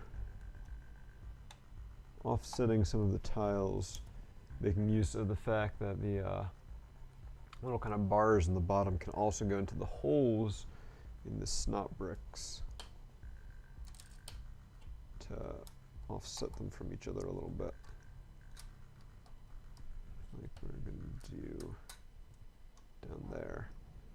So just like a little bit of like asymmetry and kind of offsetting to make it look just cobbled together enough.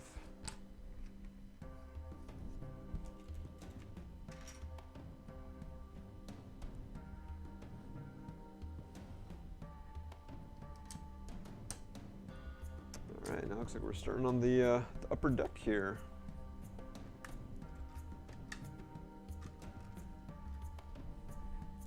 Some cannonballs. Would have thought at some point, especially with like the introduction of Bionicle and the voodoo ball element, that they would have stopped using 1x1 round bricks as cannonballs and moved to like the voodoo ball or maybe like a new element. But maybe it just kind of became too iconic as a cannonball for them to be able to do that.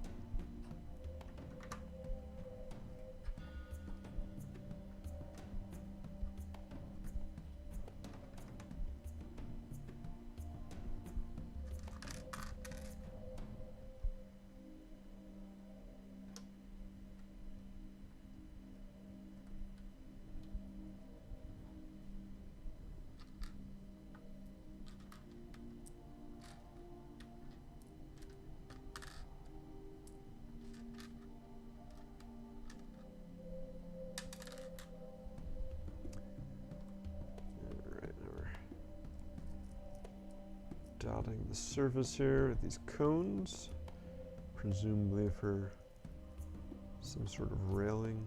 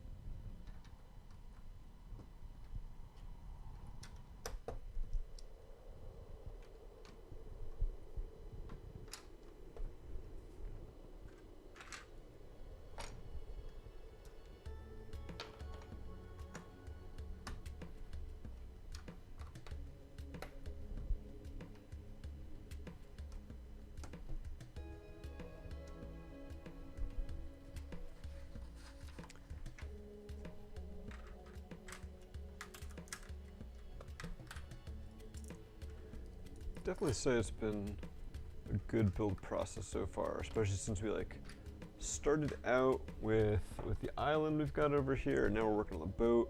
And I kind of feel like we're gonna keep going back and forth, you know, even for a little bit more, and that kind of keeps things varied a bit.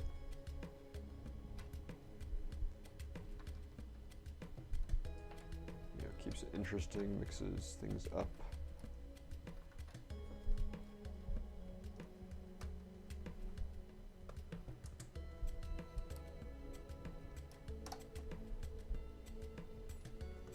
It's kind of like the best of both worlds of a classic pirate set as well.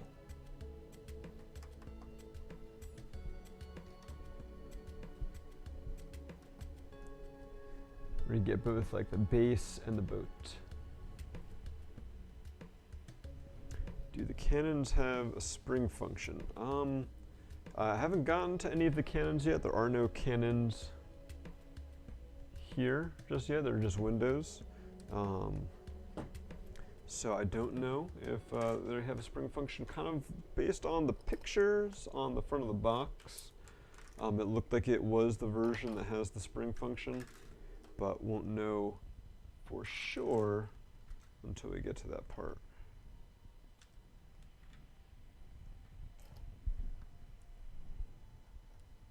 So you got another printed part here, a 2x3 tile with some clips. This is Jose's Inn. If you watch some of the behind the scenes videos for this set, you might know that Jose is the name of the individual who submitted this set to LEGO Ideas, submitted the project to LEGO Ideas. There we go. It's the name of his father.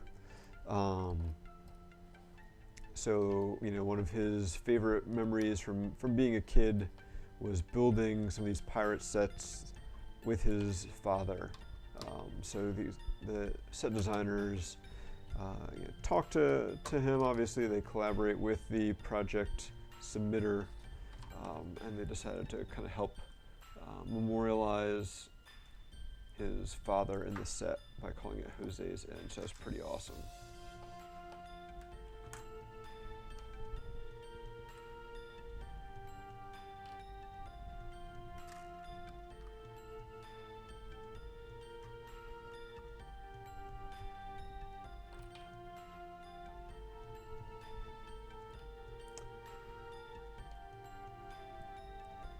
Well, so far, our build of the boat portion at least has been pretty clean. As far as, you know, looking seaworthy, we're adding a little bit of greenery here where a railing should go, because the other side is going to have a little bit of a railing to kind of match what we have down here. So we're kind of seeing that maybe the Black Sea's Barracuda has seen some better days.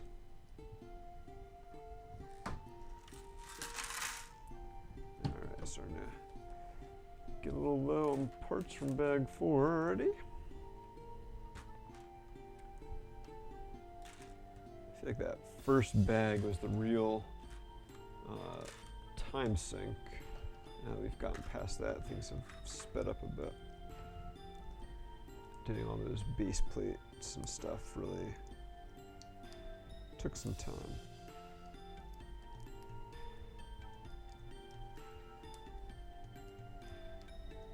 It's kind of an interesting little technique here. We've got some 1x2 bricks with some clips on them, and then 1x2 plates with like the Technic pins on here. And then we're going to mount this on the side. Just kind of get some interesting shaping there. It's the kind of thing that there's probably several ways you could do it, but it was kind of an interesting technique that they chose to go with. So now it looks like we're making a bunch of greenery stuff, but it almost looks like we're going to be doing it in a way that's kind of modular, so that you'll be able to remove it easily to convert from shipwrecked ship to pirate ship. Again, I'm really excited to see how that conversion goes and how that process works. So you're going to hear me talking about that a lot.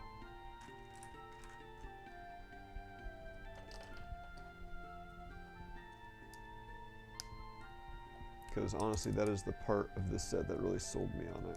Like I was interested in the original idea because, you know, like have the nostalgia for the classic Pirates, but it was definitely the fact that it can become a full-scale pirate ship that made me really want this guy.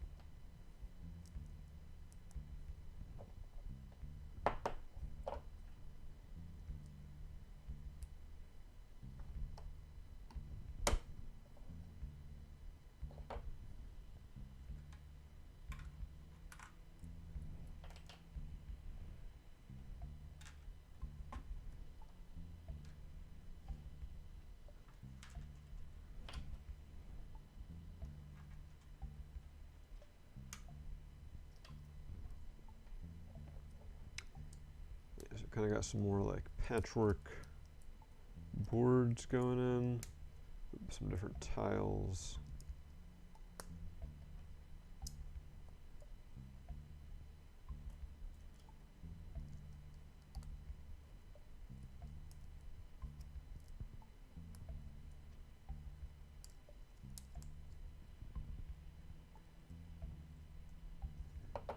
And we've got a couple Minifig Parrot vines.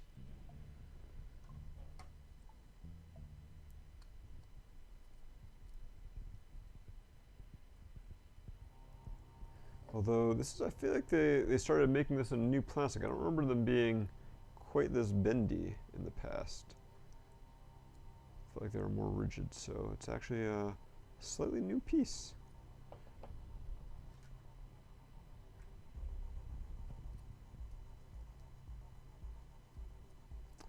So now you can see we put this plate on at an angle, and we're attaching it to this stud, and then we're attaching the little tube in the bottom to the hole in the jumper. So it goes on an angle and is nice and sturdy there. And attaching some leaves onto that.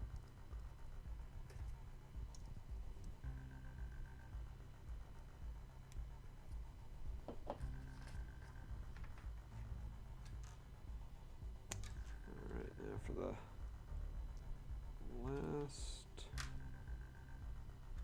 part of bag 4, a little lantern. And that goes on to its little click hinge here. And so now all of this goes onto these two 2x2 jumpers. So the whole thing is only held on by 2 studs essentially. Which kind of tells me that it'll be able to be easily removed later on.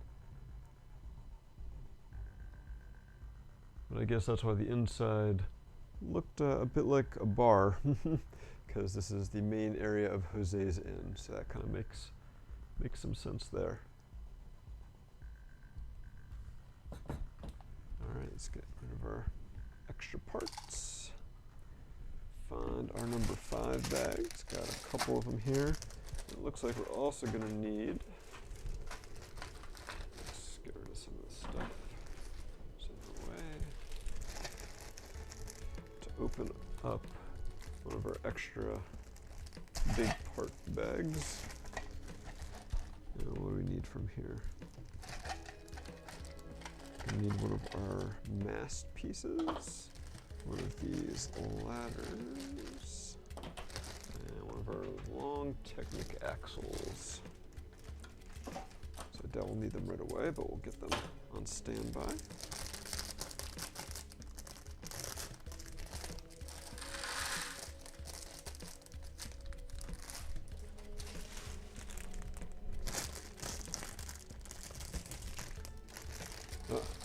And we do have the cannons in this bag, so we'll be able to take a look at them and see if they do or do not function.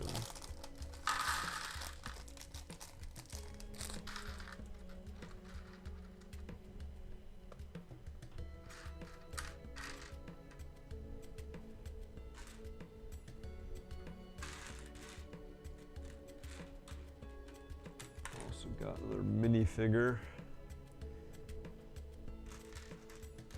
This looks like it's the kid pirate.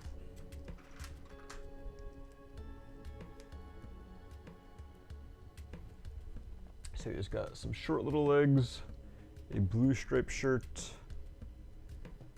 He gets a little Indiana Jones satchel piece.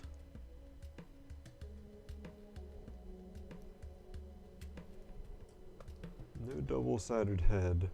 And I guess because they don't want to be showing kids with guns, he has a little spyglass. His face makes it look like he's up to no good there.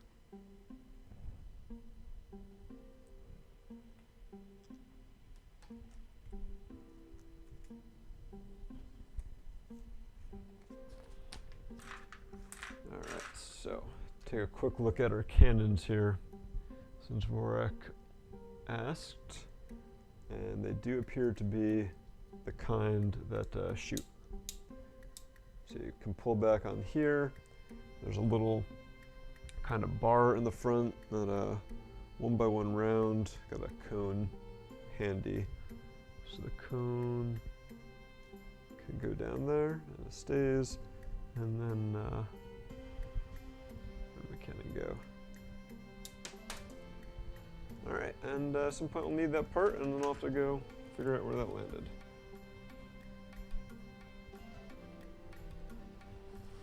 Oh, there it is. Alright, perfect.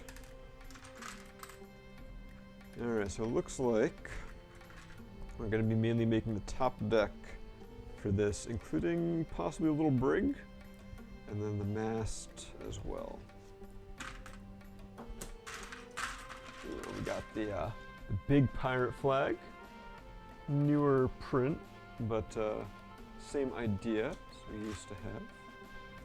It's really cool to see that.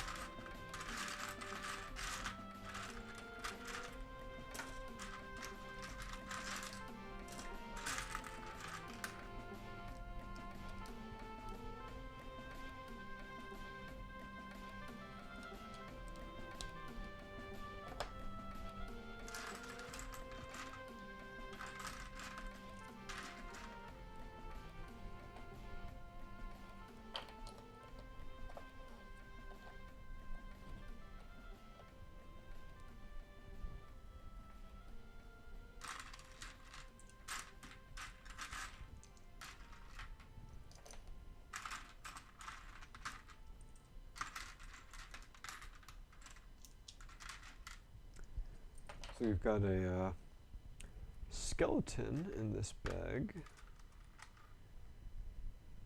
Maybe he's going to be going in the brig that we're building.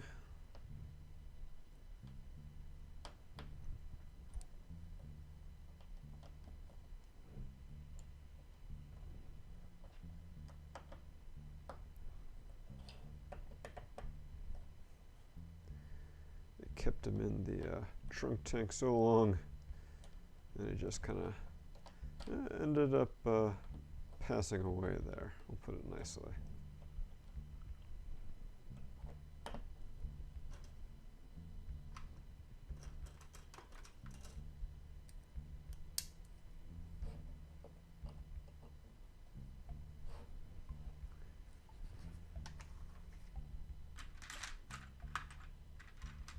Well, it looks like that is exactly where he's going. He was in the jail.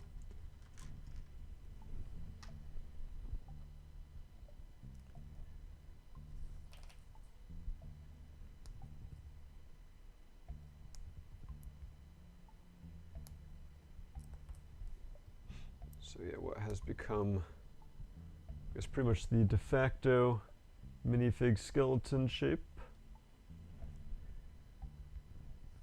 Back in the day, their arms and legs were held on more loosely. And they just kind of flopped around as opposed to standing places. I think those ones still exist, you just don't see them as often. I'm gonna blame Ninjago for having skeleton bad guys. I have no idea if that has any reason why they change things around or not.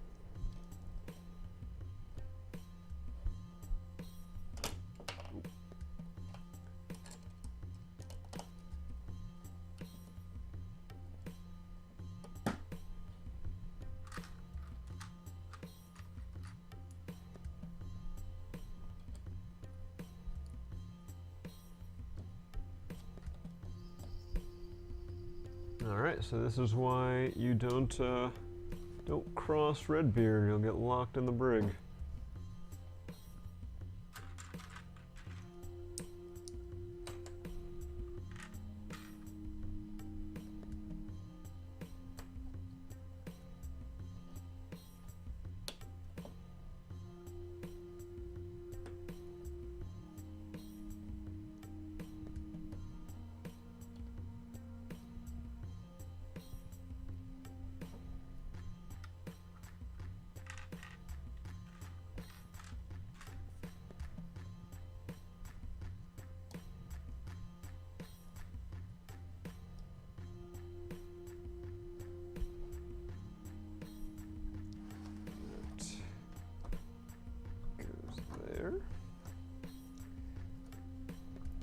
Like how they kind of have the brig for all to see on either side of the steps that presumably go up to the back of the boat. Guess it's harder to escape that way, right? If everyone can see you at all times. A lot trickier for you to do anything to maybe free yourself.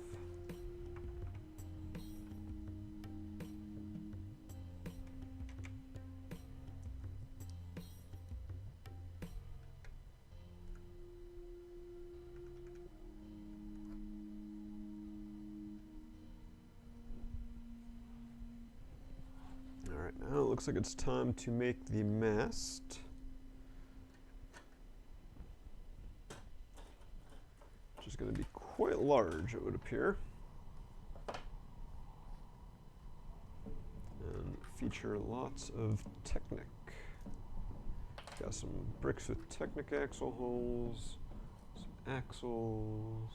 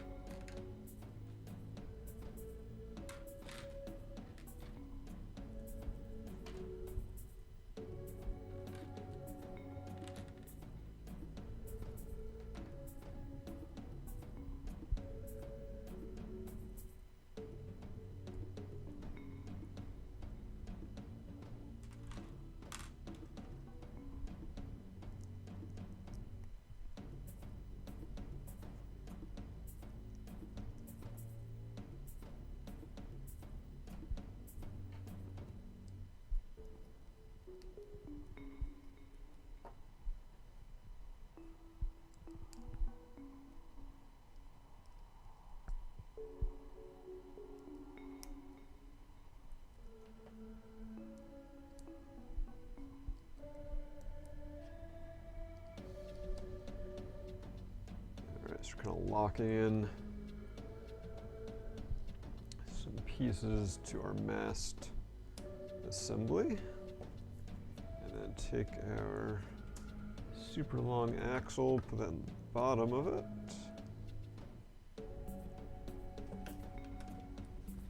And now we get to load this thing up with all sorts of parts that have Technic axlefuls in them.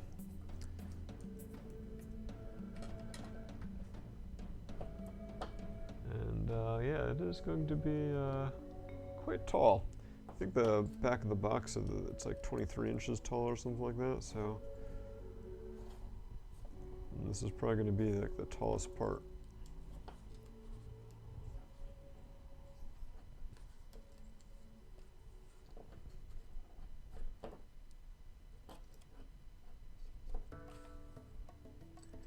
Now I find it's definitely easier to move these guys on here one at a time, so just try to kind of get them all on and then I'll slide them up one at a time until they're in their spot. If you try to connect them first and then push them on, it's going to have a lot more friction to it. Come on. And then just some of them, because of minor variations in production, have more friction than others.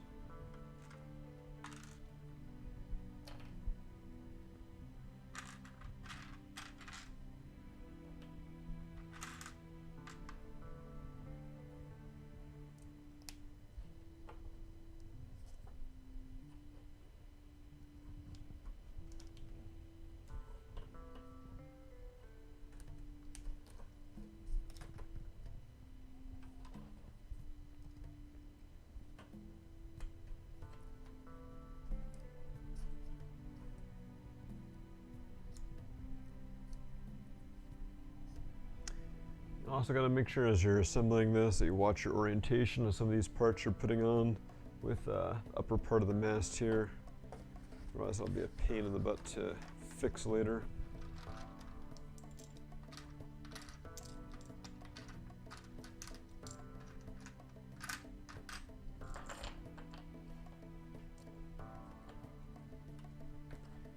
Obviously with these round bricks it doesn't matter much.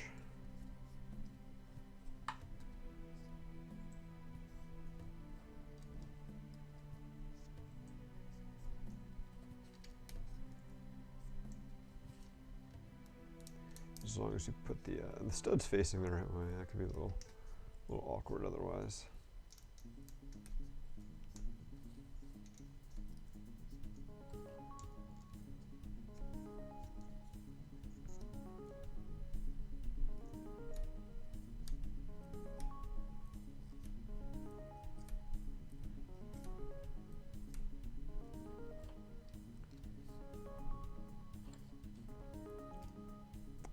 Definitely makes me wonder how they made some of these masts back in the day before they had like these super long Technic axles, because this is definitely what gives it a lot of its sturdiness. And so now we have part of our deck, so this can go like so. Although we still have more that goes down below.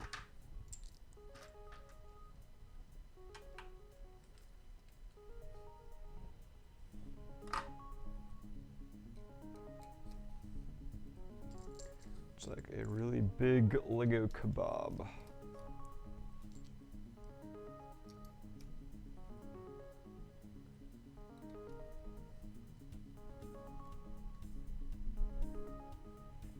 Should make sure that's all connected well to each other.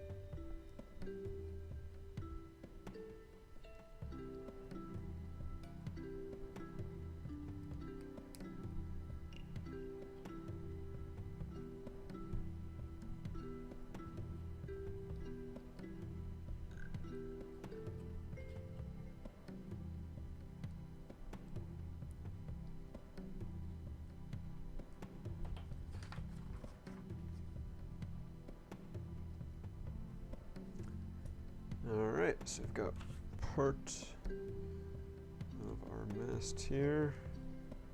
That pops on like so, connects via 4 studs, and it does line up with a 2x2 round brick that is in the base. Actually, it's technically 8 studs. So once this is in here, you can pick it up by this. Those 8 studs are enough to hold it on. I wouldn't want to shake it around too much though.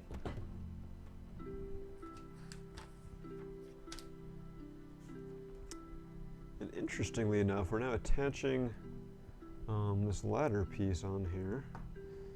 So this is meant to be kind of permanent. So I guess if you want to access the inside, you have to do it from in here. You're not going to be able to pop off the top there to get to it. Alright, looks like we need to adjust our camera a bit here.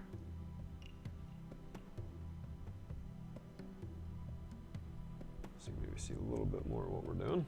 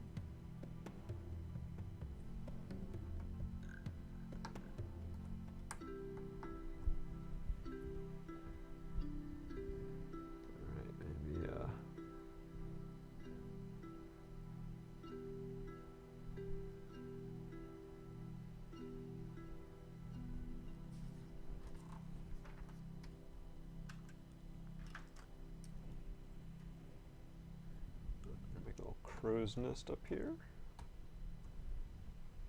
Probably, if we really wanted to.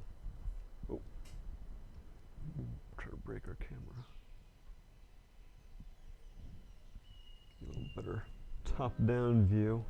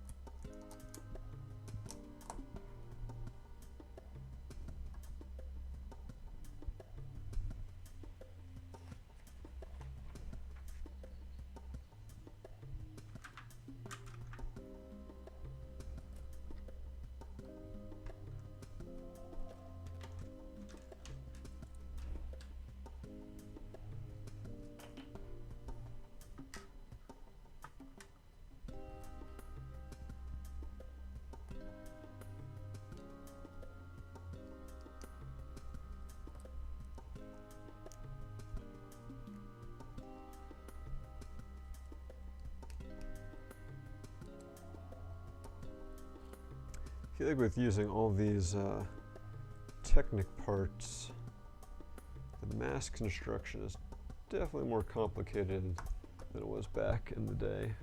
They've got the click hinges and stuff too. And I've got some little string pieces on the studs, and it's time to break out the sails. So hopefully having them under the instructions this whole time has helped flatten them out a bit. And there are several different sizes, and it wants to make sure you grab the right one. So it looks like this is going to be the largest of them. And there are 2 of each size, it looks like. At least 2 of the large trapezoidal one and 2 of the small trapezoidal one.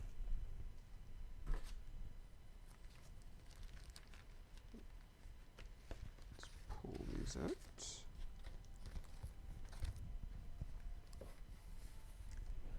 So take a look. So this is like a fabric. It feels different than the sails I remember from back in the day. Only really printed on one side, but because it's red on white, it does show through pretty well. So we are supposed to roll this up.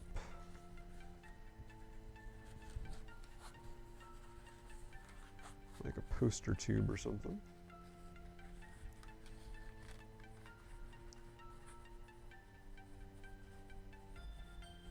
Once you have it rolled, we use the little Lego string, assuming I rolled it tightly enough, which I did, to make a rolled up sail.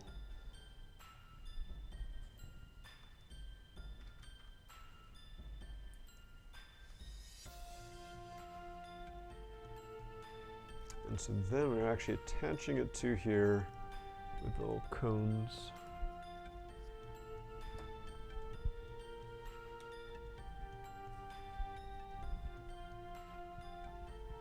Stretch it a little bit.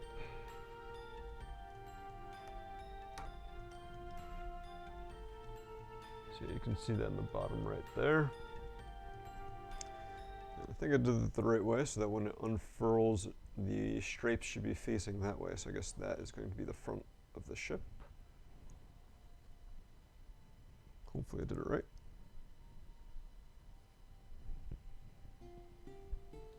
And I guess in the bottom it would be attaching here and here, but this part is missing. Instead we have a vine.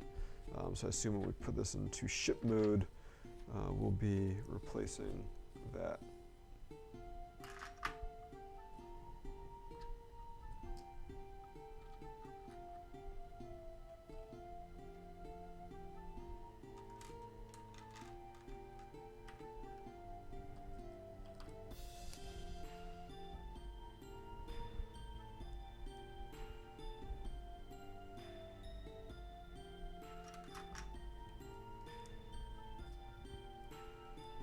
Looks like one of the angled sails might be the next one up. A little higher up on the mast.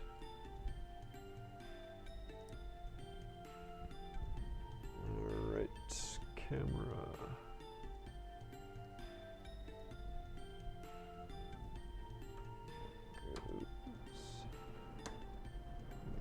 Like that. Call this our crow's nest cam.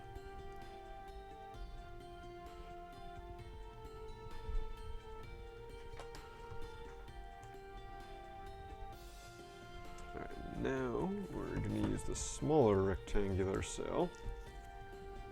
It's not one of the triangular ones like I was thinking.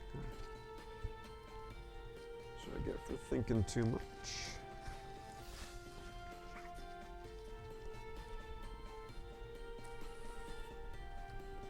So yeah, it looks very similar to the big one, just slightly smaller. Same kind of overall shape. Same one-sided printing. Using the same string to wrap them up.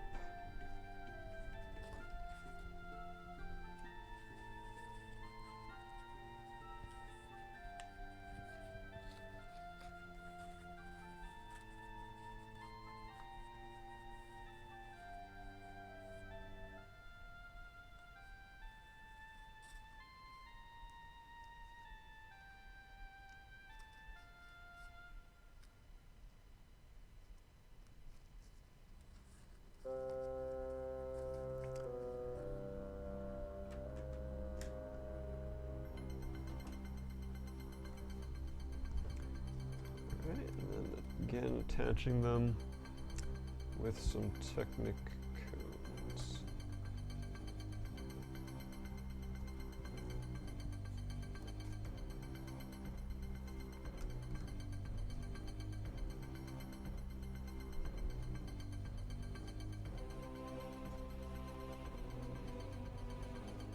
Just trying to wiggle that string a little bit so it'll be easier to access later.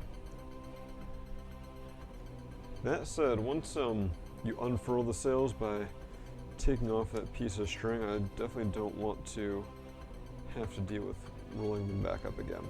They have a long piece of string It's actually taped so it doesn't make a mess. Tear that off.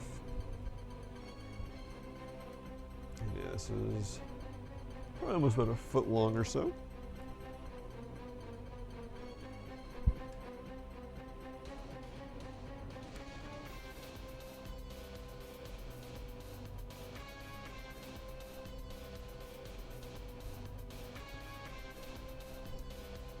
So this goes all the way up at the top here.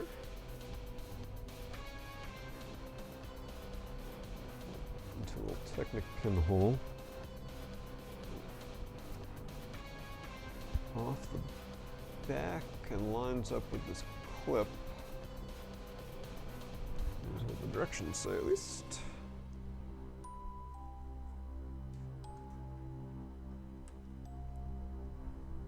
Attach it with a couple other parts here.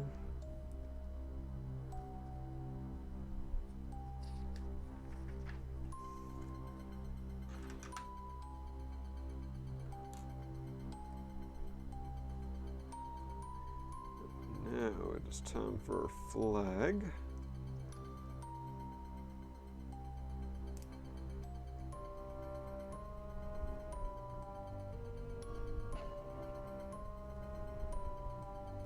Again, really getting up there. It's a good thing I got this second camera. And attaching a barrel down the bottom. Alright, so now we're heading back down.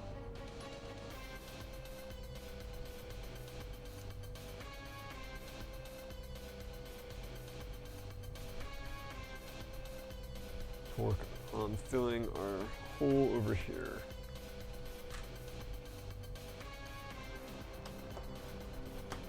And adding in some more little details. Again, similar piece to what we use here. I guess the same piece. This one's attached by 4 studs, and thanks to this little crate here, probably going to be able to easily pop that off, unless we build something else on top of it.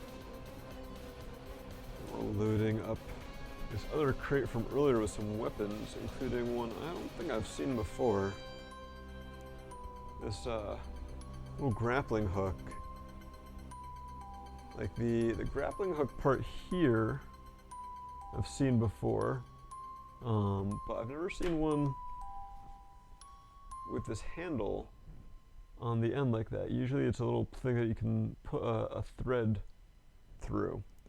So it's kind of interesting there. So that's going in a crate, and then we've got a classic cutlass and a newer version. They're going in a barrel.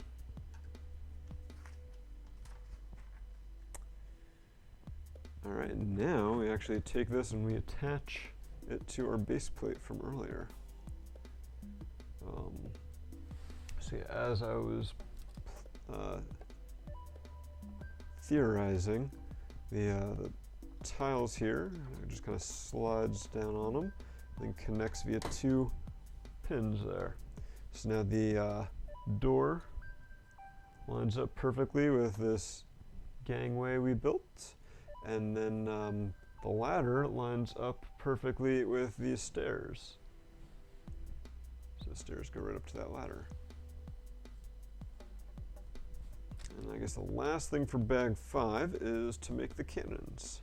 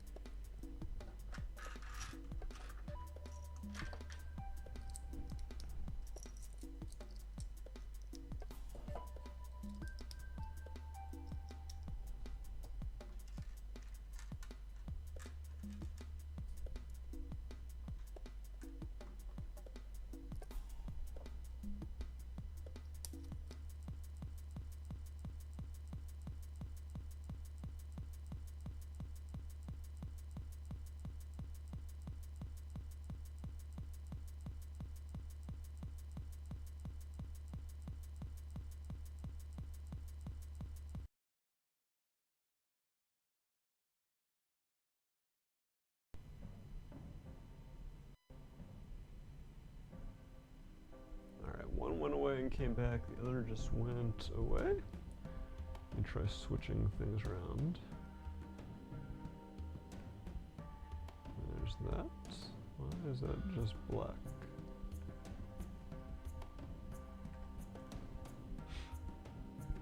Alright, I have to deal with that view for a little bit.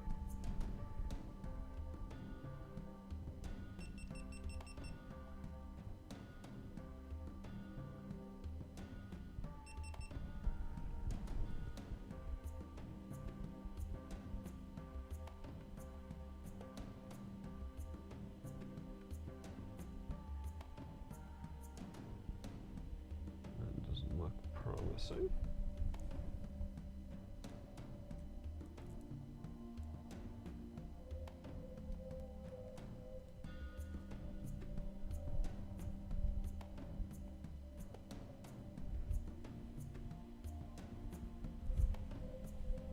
So it's not the camera. The camera seems to be working fine. Not sure what would happen if I tried to unplug my mixer in the middle of this, but so we're going to try something else first.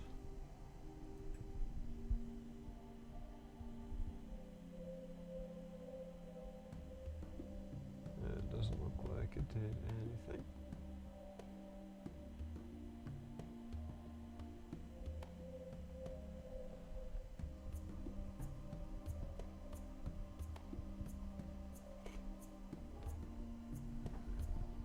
Alright. Try restarting my capture card. Oh. I think I saw for a second there. Something's happening. Yep, alright, I think we might be back.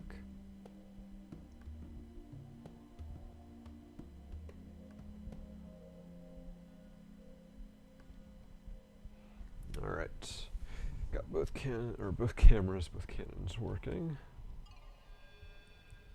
One of the cannons gets a little ramrod on it.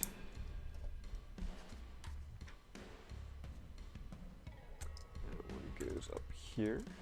This is the best guarded inn that you ever did see.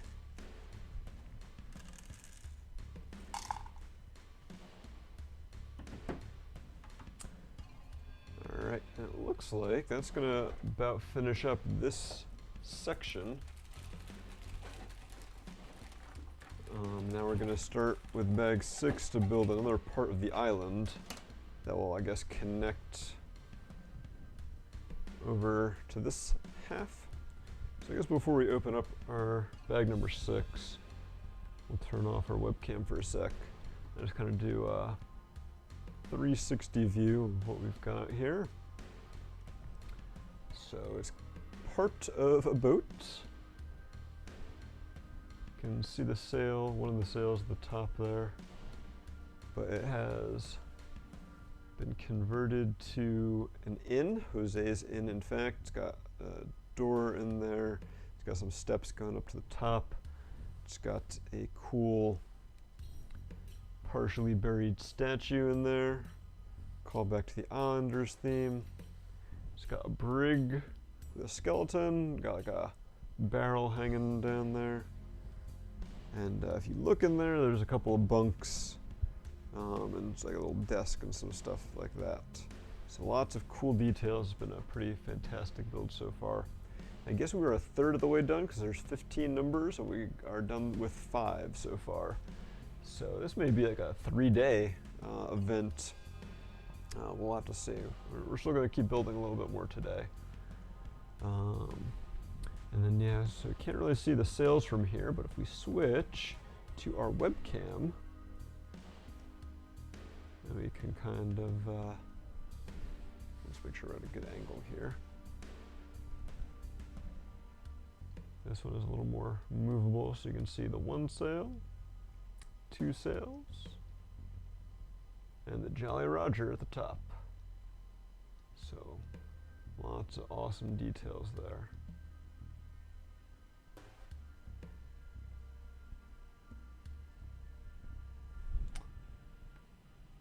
All right, so we're gonna push this all off to the side for now. Let's get our minifigs out of the way.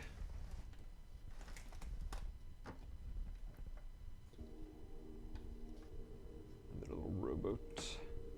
And go ahead. Well, there's actually 3 bags for bag 6. Plus we need some base plates. So I feel like kind of like bag 1, which took us quite a while because there is a lot to it with all the base plates and everything. I guess they're not base plates, all the large plates and everything. This one may take us a while as well. So it may end up being the last one we do today, we'll have to see.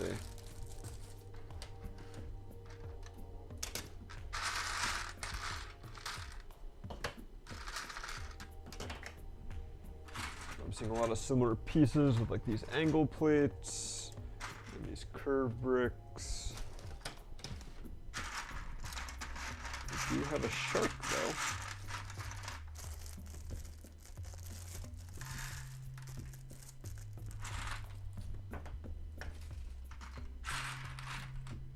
Just need to find the shark's head.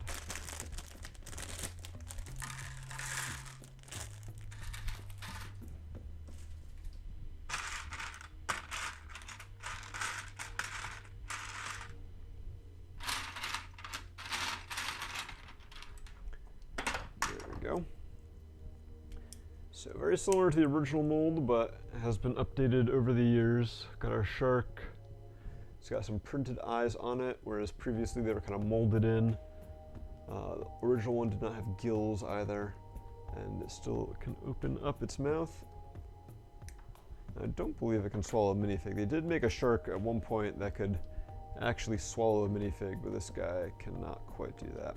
I think the opening is about the size of like a 1x1 brick.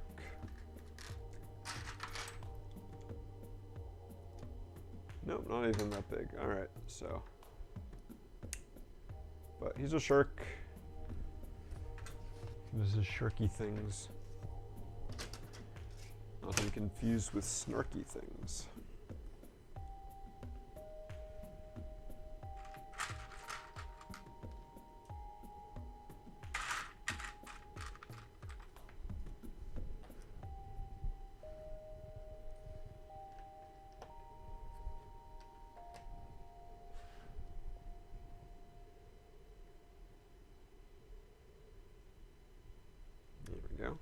See that a little better.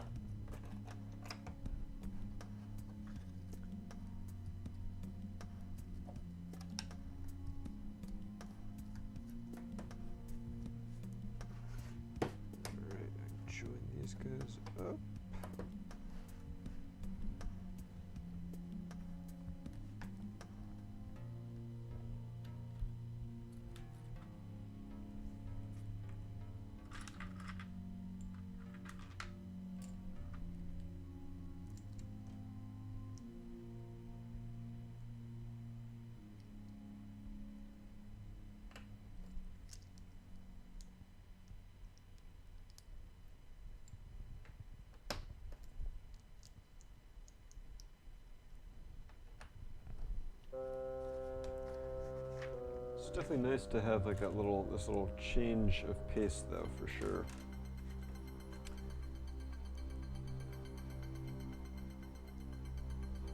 Kind of like I was saying before, start by focusing on the island, and then we go to the boat, and now back to the island again. Just some nice variety. Spice of life and all that.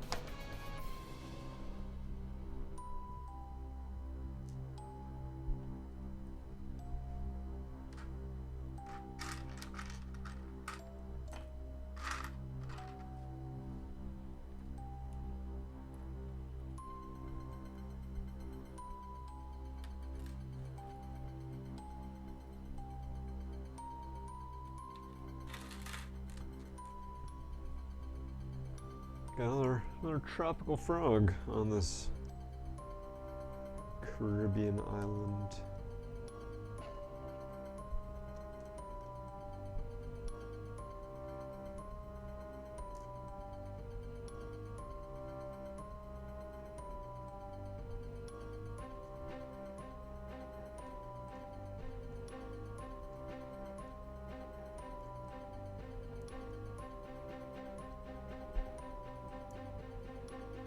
Try to getting a 1x1 plate in between the studs. Not too easy. If it was like a 1x1 brick, so you had a little more to hold, it'd be easier to work with, but it was not.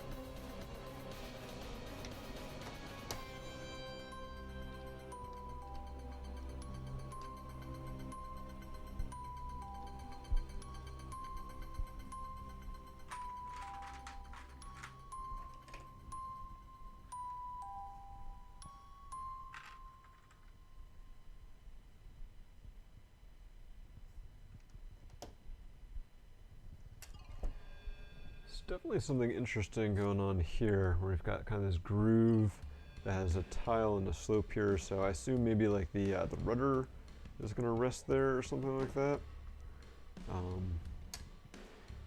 or maybe like the foremast, whatever it's called, of the boat goes in there.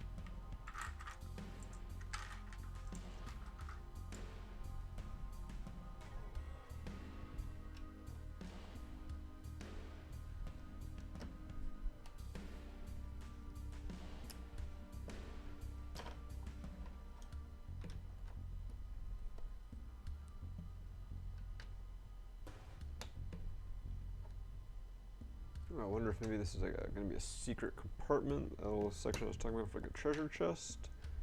Looks like that might be what is going on here. That was definitely a thing they did in the old days with some of the sets. So it'd be a cool little callback.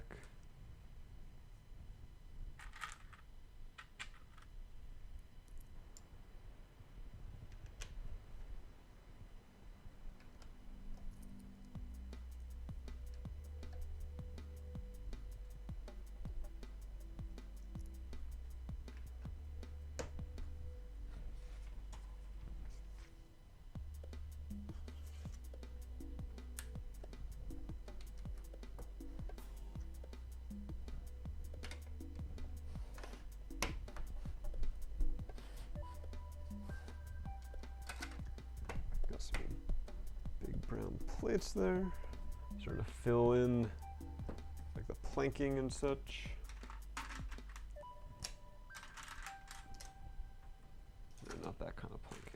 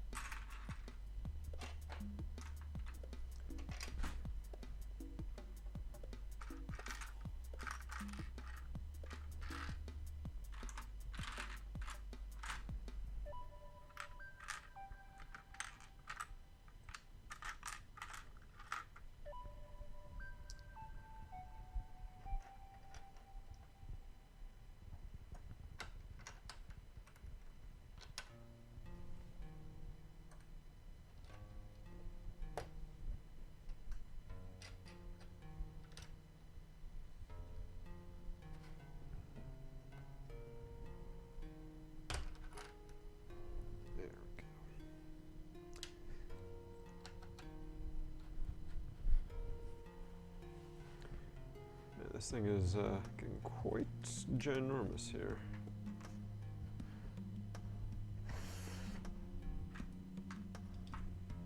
Considering we have a whole other section over here.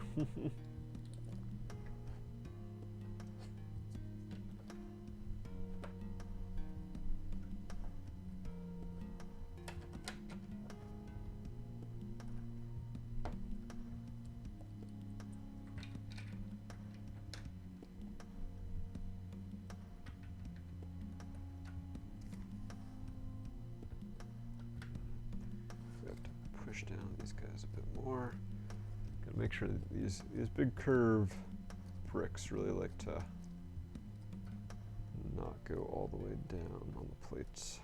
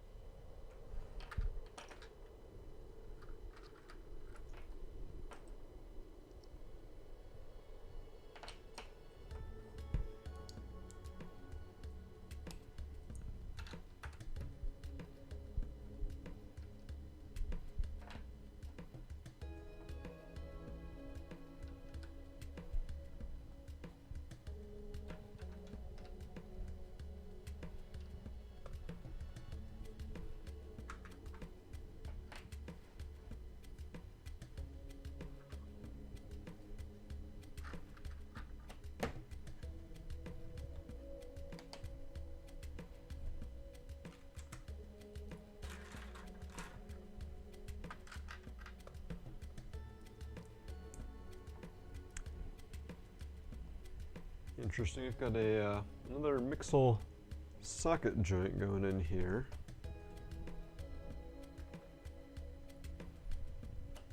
And still no Mixel ball joints to connect them yet.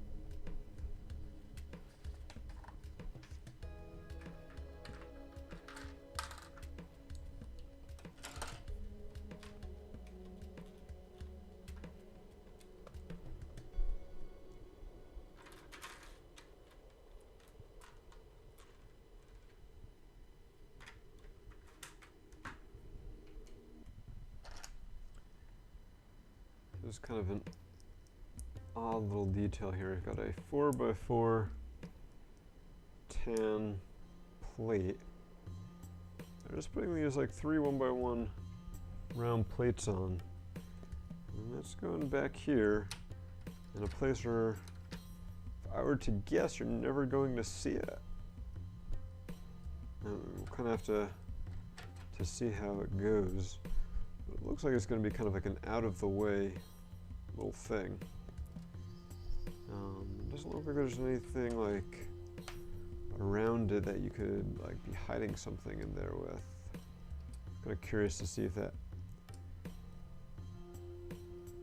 like becomes a part of any sort of feature in there, or if it's just a thing, like just a weird little detail.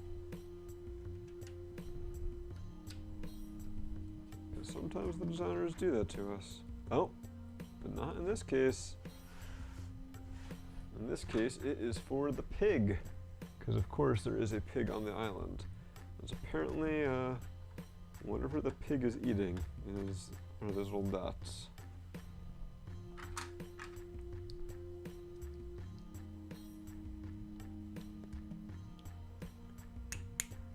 And then I was correct. We've got our classic treasure chest. We've got some gold bars that are actually in gold. Fill those up in our chest, shut the lid, and then that slides into our little cubby here. So some hidden treasure. Don't tell anyone.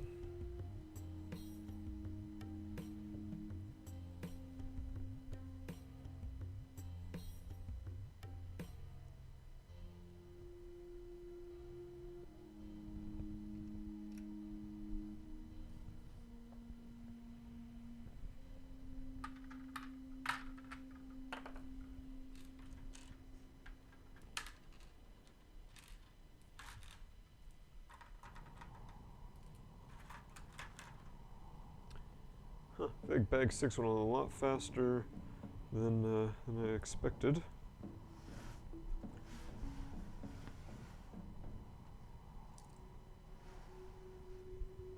There, so we're adding some, a little bit of flotsam floating around in the water here.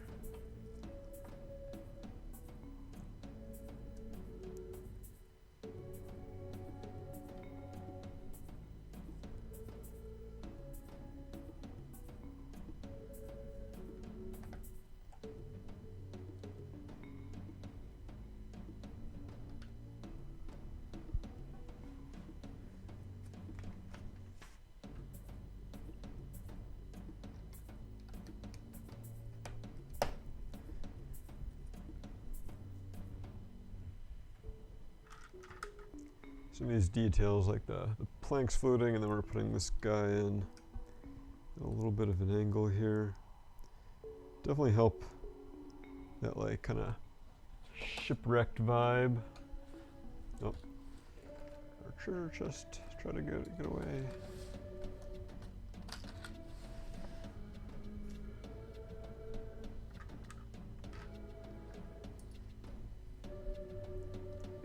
here, putting a couple more tiles in at an angle.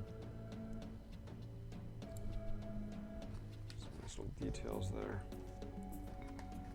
Alright, I think once we start working on the tree, it should be in just a couple of pages or steps. We'll put up our giveaway link.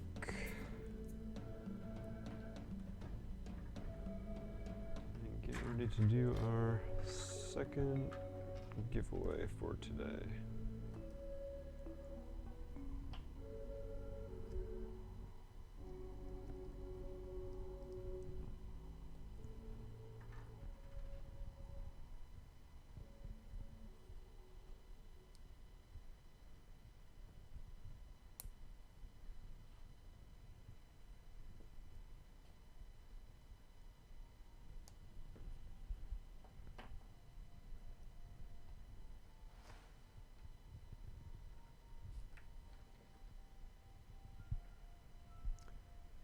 Lantern. These lanterns from the wizarding world definitely work quite well with the pirates. Alright, looks like it's time to do our tree. So let's put up our giveaway link.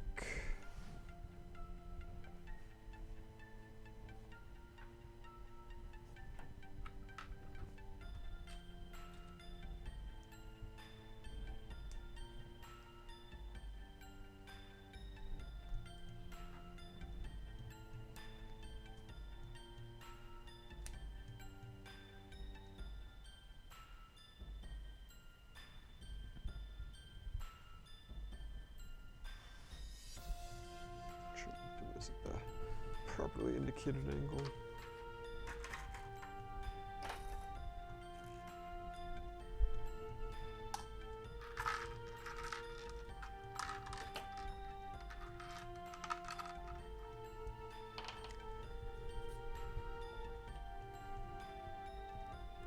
Some more unprinted minifig heads as our coconuts.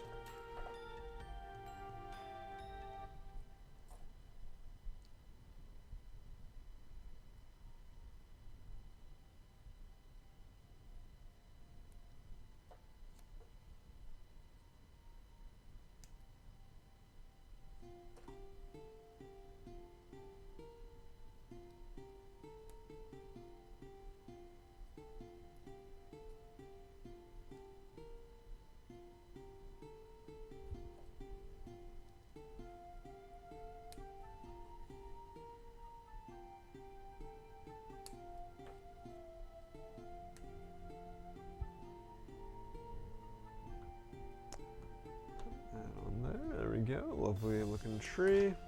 That's it for bag 6. So we're going to go ahead and open up bag number 7 and then pick our next winner. We've got another skeleton and another minifig in this bag.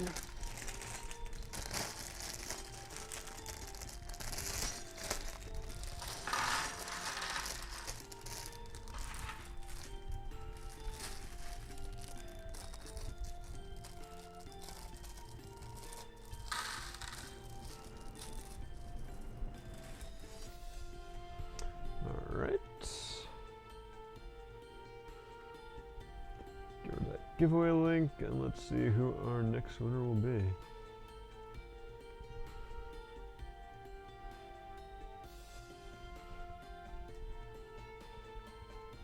Borak 1, Ponrak 2, congrats, you won an Imperial Death Trooper. You know the drill, bud. We'll be getting in touch with you to get you the prize.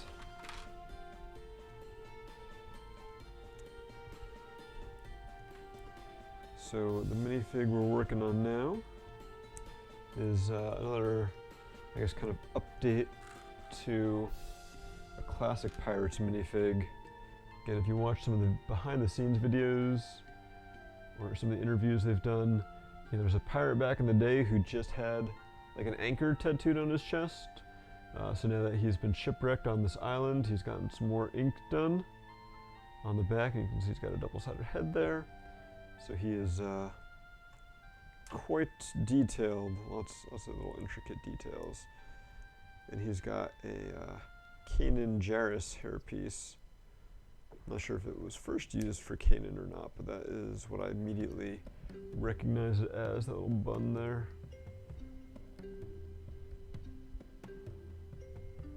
And so we are up to 4 minifigs and a shark.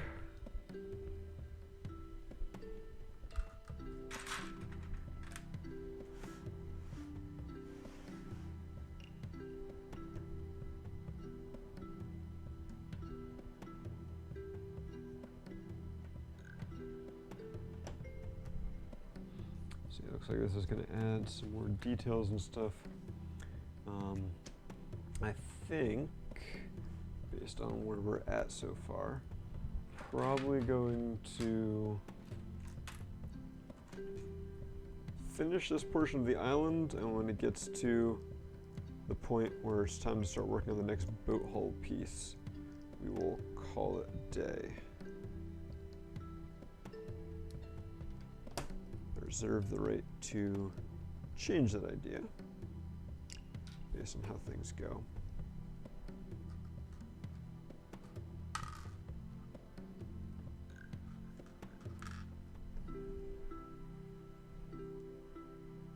So we've got a little skeleton leg here that we're just putting in the water. I'm curious to see if we're going to be attaching some of the other body parts. So the skeleton's just kind of floating. So we are adding a little white clip here next to the leg.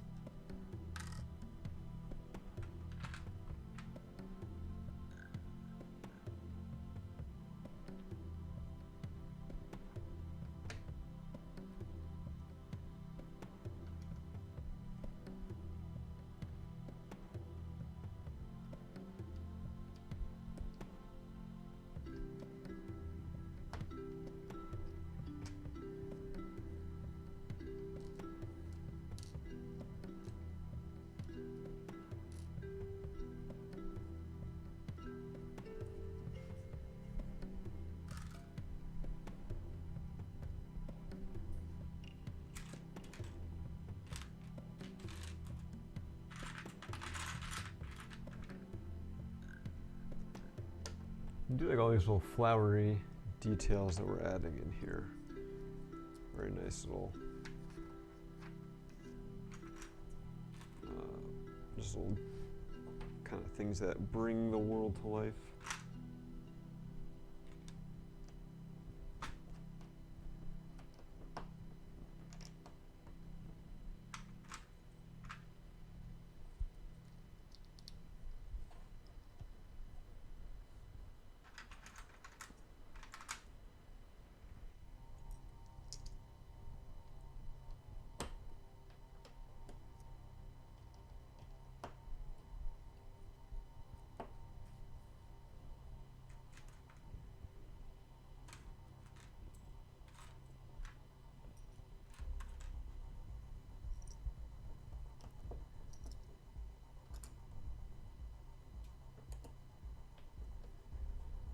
Again, we've got another Mixel socket joint going in down here.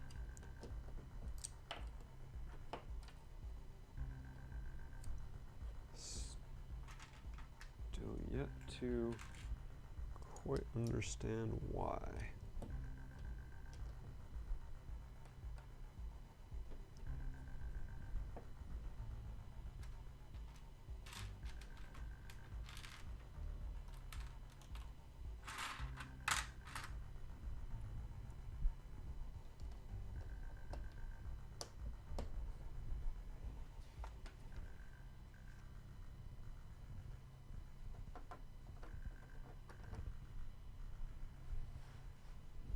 So we've got two sockets here, don't quite line up with each other, but they are facing the same direction. Potentially significant and indicative of something, but what? We don't yet know.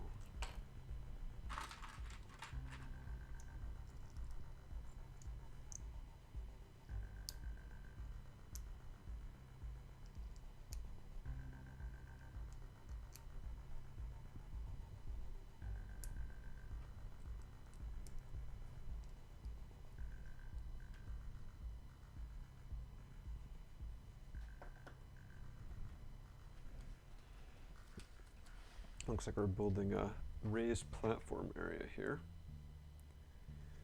Oh, but before that, looks like we're adding a whole bunch of little details in here, including our unfortunate skeleton.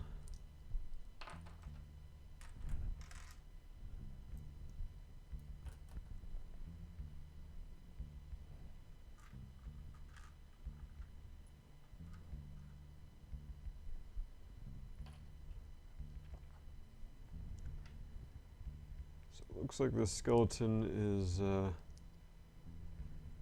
unfortunate Imperial soldier that we saw on the box artwork. It's interesting that he's got the older style skeleton arms without the turned hands. You can see he's missing a leg because we already put one in, and he's attaching to the little clip in there, so you can see.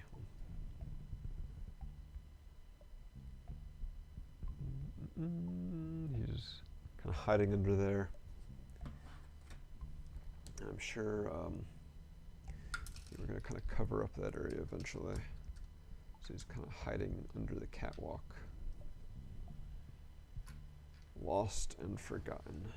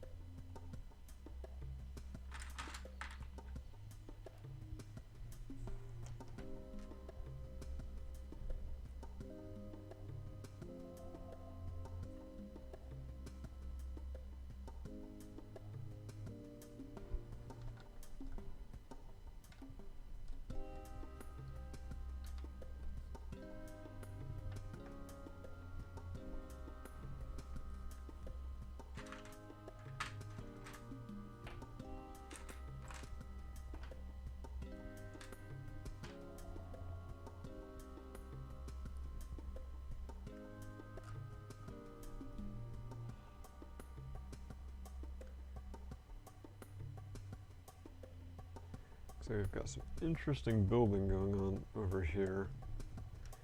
You've got some snot bricks, got some Technic bricks with some plates. There's some pins with studs on them.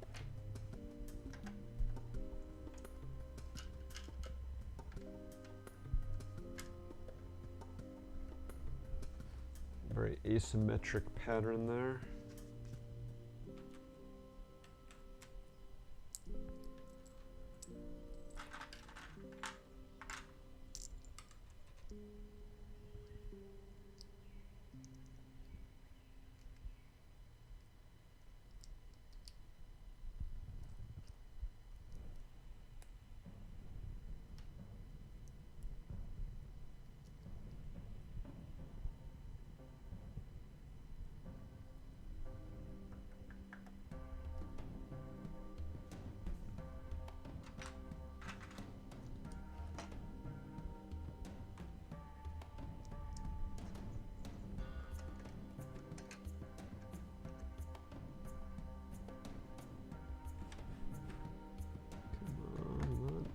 Go.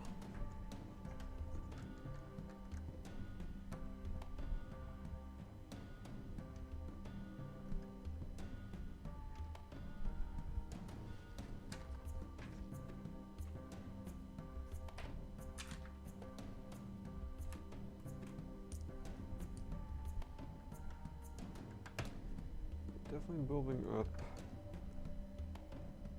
a lot of snot bricks on here, so Possibly going to be putting some tiles on here to make it look like more wooden planks or something like that. I do like how we've used those slopes to kind of make it look like an angled opening.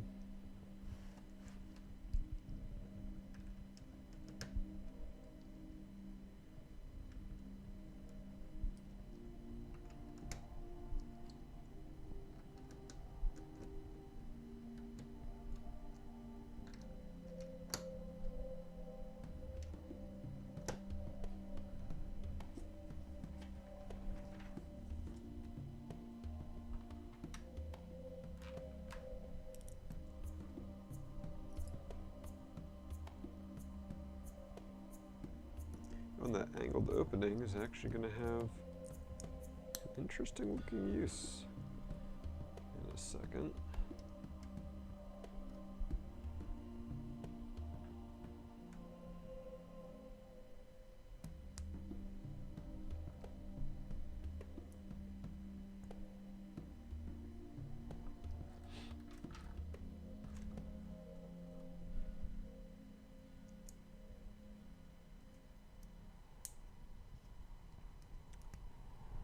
So we actually just made this little window assembly that's got a plate with a clip on it, and then a little 1x1 round. And let's see, we'll show it on. Let's swap the cameras and see how that works. And so that actually slides right into the opening that these, you know, the slope like this, and then the right side up version make. And then that little clip assembly allows it to attach. So it sits in there at an angle. And like there's maybe just a tiny little bitty gap around the edges, but especially since it's all black on black, it's pretty hard to notice.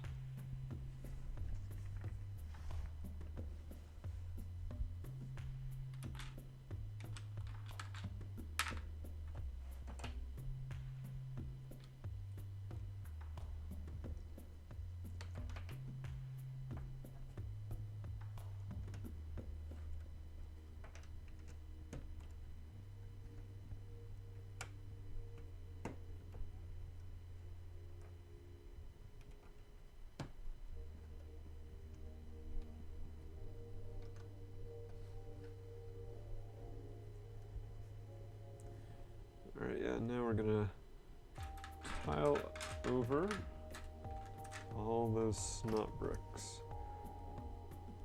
Looks like not quite as much like offsets as we did with the door to the inn.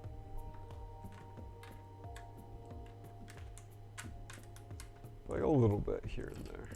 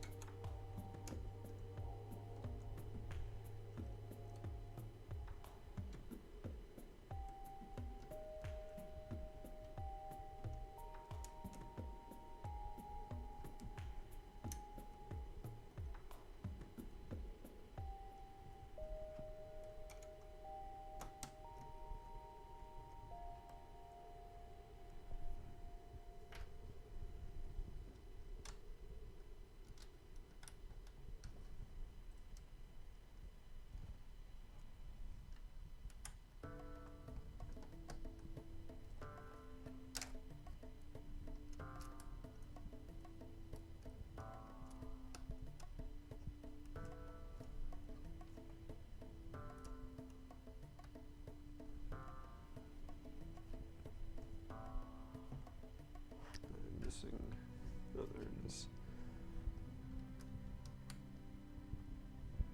Not missing anything. Except for smaller fingers. It's really a pain to get in there and try to attach this towel.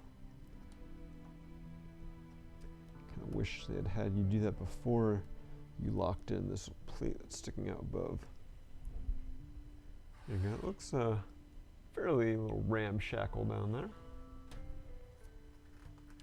And that also covers up a lot of the construction of that angled window to hide any gaps even more.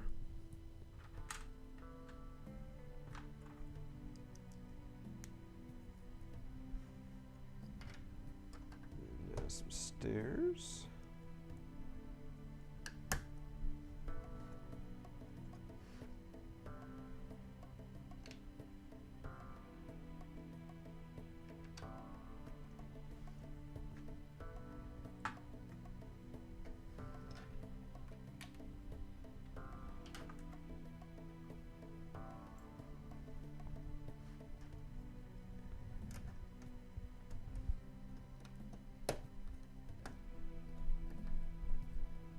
Big wedge plate here is helping to lock all that stuff together.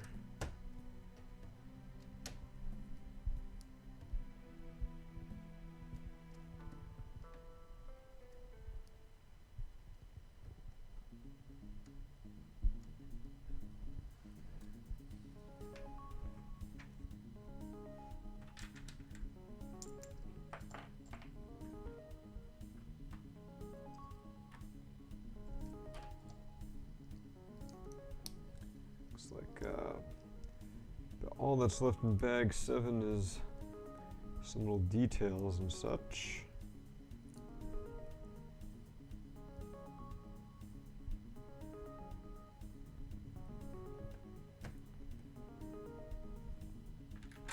We'll be moving right along. Ooh, a pineapple.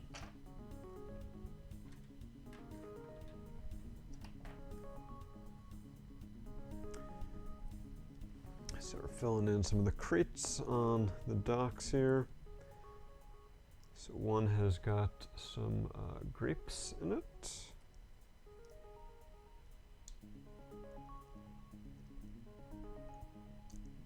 If we can close that with our 2x2 jumper.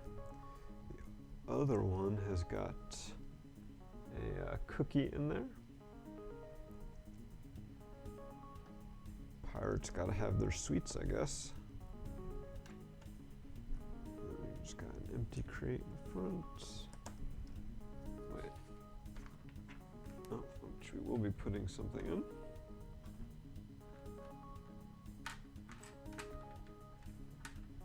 We've got a yellow minifig head with some printing on it to turn it into a pineapple.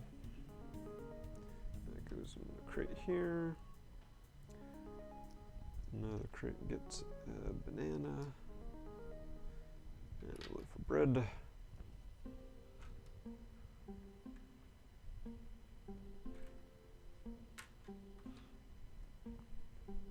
Yeah, looks like we're just about done with this bag here. Just some little details and such to do.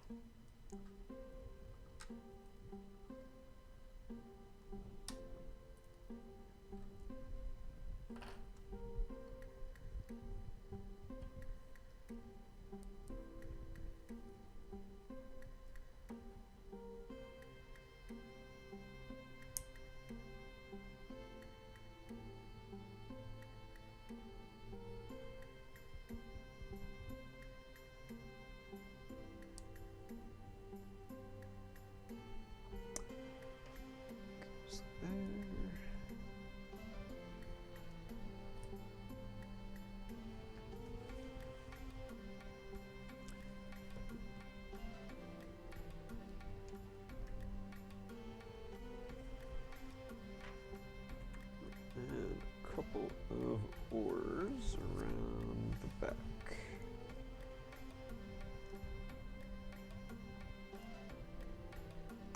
I guess this is where the rowboat comes to pick up like some secret shipments. Alright, that is it for bag 7. Looks like bag 8 we're starting on the boat, and I said we were gonna stop when we got to that part. I've been going for 3.5 hours, so yeah, this is probably as good of a time as any to call it quits. We're about halfway through, right? So yeah, we'll take a look at what we've done today. Oh, try to throw stuff around there.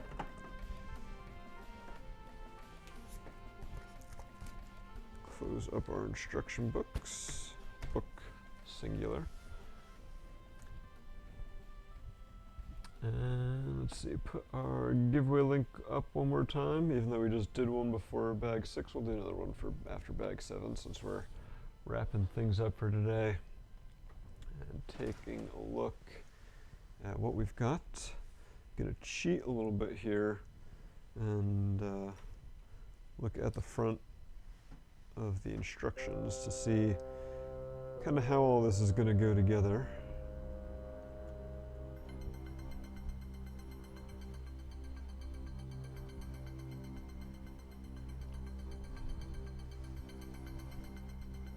So it looks like it's gonna kind of go like this ish. Is there any way that those are going to connect? Okay, yeah, so it'll be easier to show this on the webcam. Oh, we don't have the webcam right now. All right. So on this section that we just built, right, we've got this guy that kind of jets out here. And on our other section that we built before, you'll notice that there's these two kind of ribs and there's a notch in between them. And so that part that jets out fits right between the two ribs. And so they're not like permanently attached, but once you line them up, you know, they will kind of stay more or less sturdy in place. So that kind of gives you an idea of our island and how that's going to be looking. So you can see we've got Jose's Inn over here, and I think like this half is more or less done. This half has got quite a bit more. We've got to do the part of the boat, the front of the boat that goes over here. Fix our coconut tree there. So the front of the boat that goes here, that may be connecting to these mixel joints here. Then we've got the top of the boat that is going to go up here, and we'll have a whole mess of stuff going on in that area. And so if I had to guess then, if the front of the boat has mixel balls that go into these sockets, then those will connect to the sockets here from this part of the boat. So, all right, let's do a quick look at their figures and stuff we've got. So we have a shark. Nothing too new and exciting there. We've got 4 figures we've built so far. We've got our little kid pirate with his spyglass and his satchel. We've got our classic blue and red pirate. We've yet to build the red and blue one. That will go with him. Love the mustache. And of course the classic bandana and striped shirt look.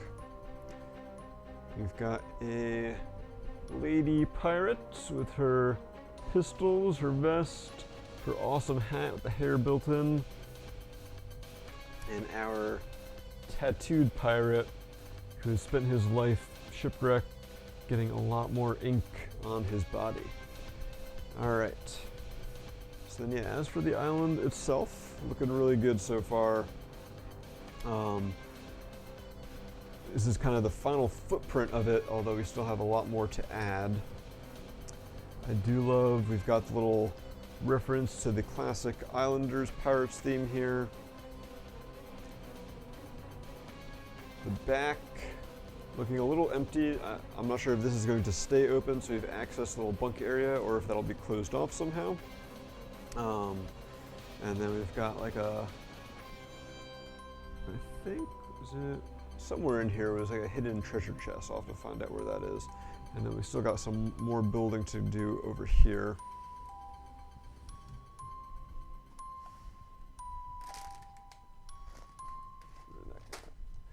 On this side, we've got a little pig hiding in there. We've got a little imperial skeleton. So lots of cool details. And then we'll raise the camera up a little bit so you can see the mast because this thing is quite tall. So we've got 2 sails, and then somehow we're perfectly head-on with our Jolly Roger flag. So as you'd expect on any pirate ship, a lovely flag there. So that's pretty cool. As I was showing off before, these split apart. Okay, so once you split it apart, then you can get to the little hidden treasure chest. I have to tilt this, and that will slide out. Of course, the pirates got to hide their treasure. And then, you know, as we were kind of seeing as we were building before, this portion of the ship is actually only connected by 2 Technic pins. So if I push on it like right here, that pops off. And so you can see on the remaining bit of island that we've got these 2x2 round plates and then these 1x4 round plates here that the bottom of the boat just kind of slides onto. And so then we have the center portion of the boat itself. Looking a little worse for the wear, but this section right here is only held on by like 2 studs, so that will pop off pretty easily. And then I was talking about like those mixel sockets here, so presumably the prow will slot into there, and then we'll have to see how the back attaches. We do have all these Technic connections here. And we do have these exposed studs on the side as well, so in theory could attach the back and then like put some plates across there to hold it all together. So definitely some cool designs there to make both a shipwrecked island and ship and also be able to take it apart and turn it back into a pirate ship, which is something I am super looking forward to. Love the Pirates theme as a kid, and look forward to finishing this up next weekend. All right. So let's get rid of our giveaway link, close things off for today.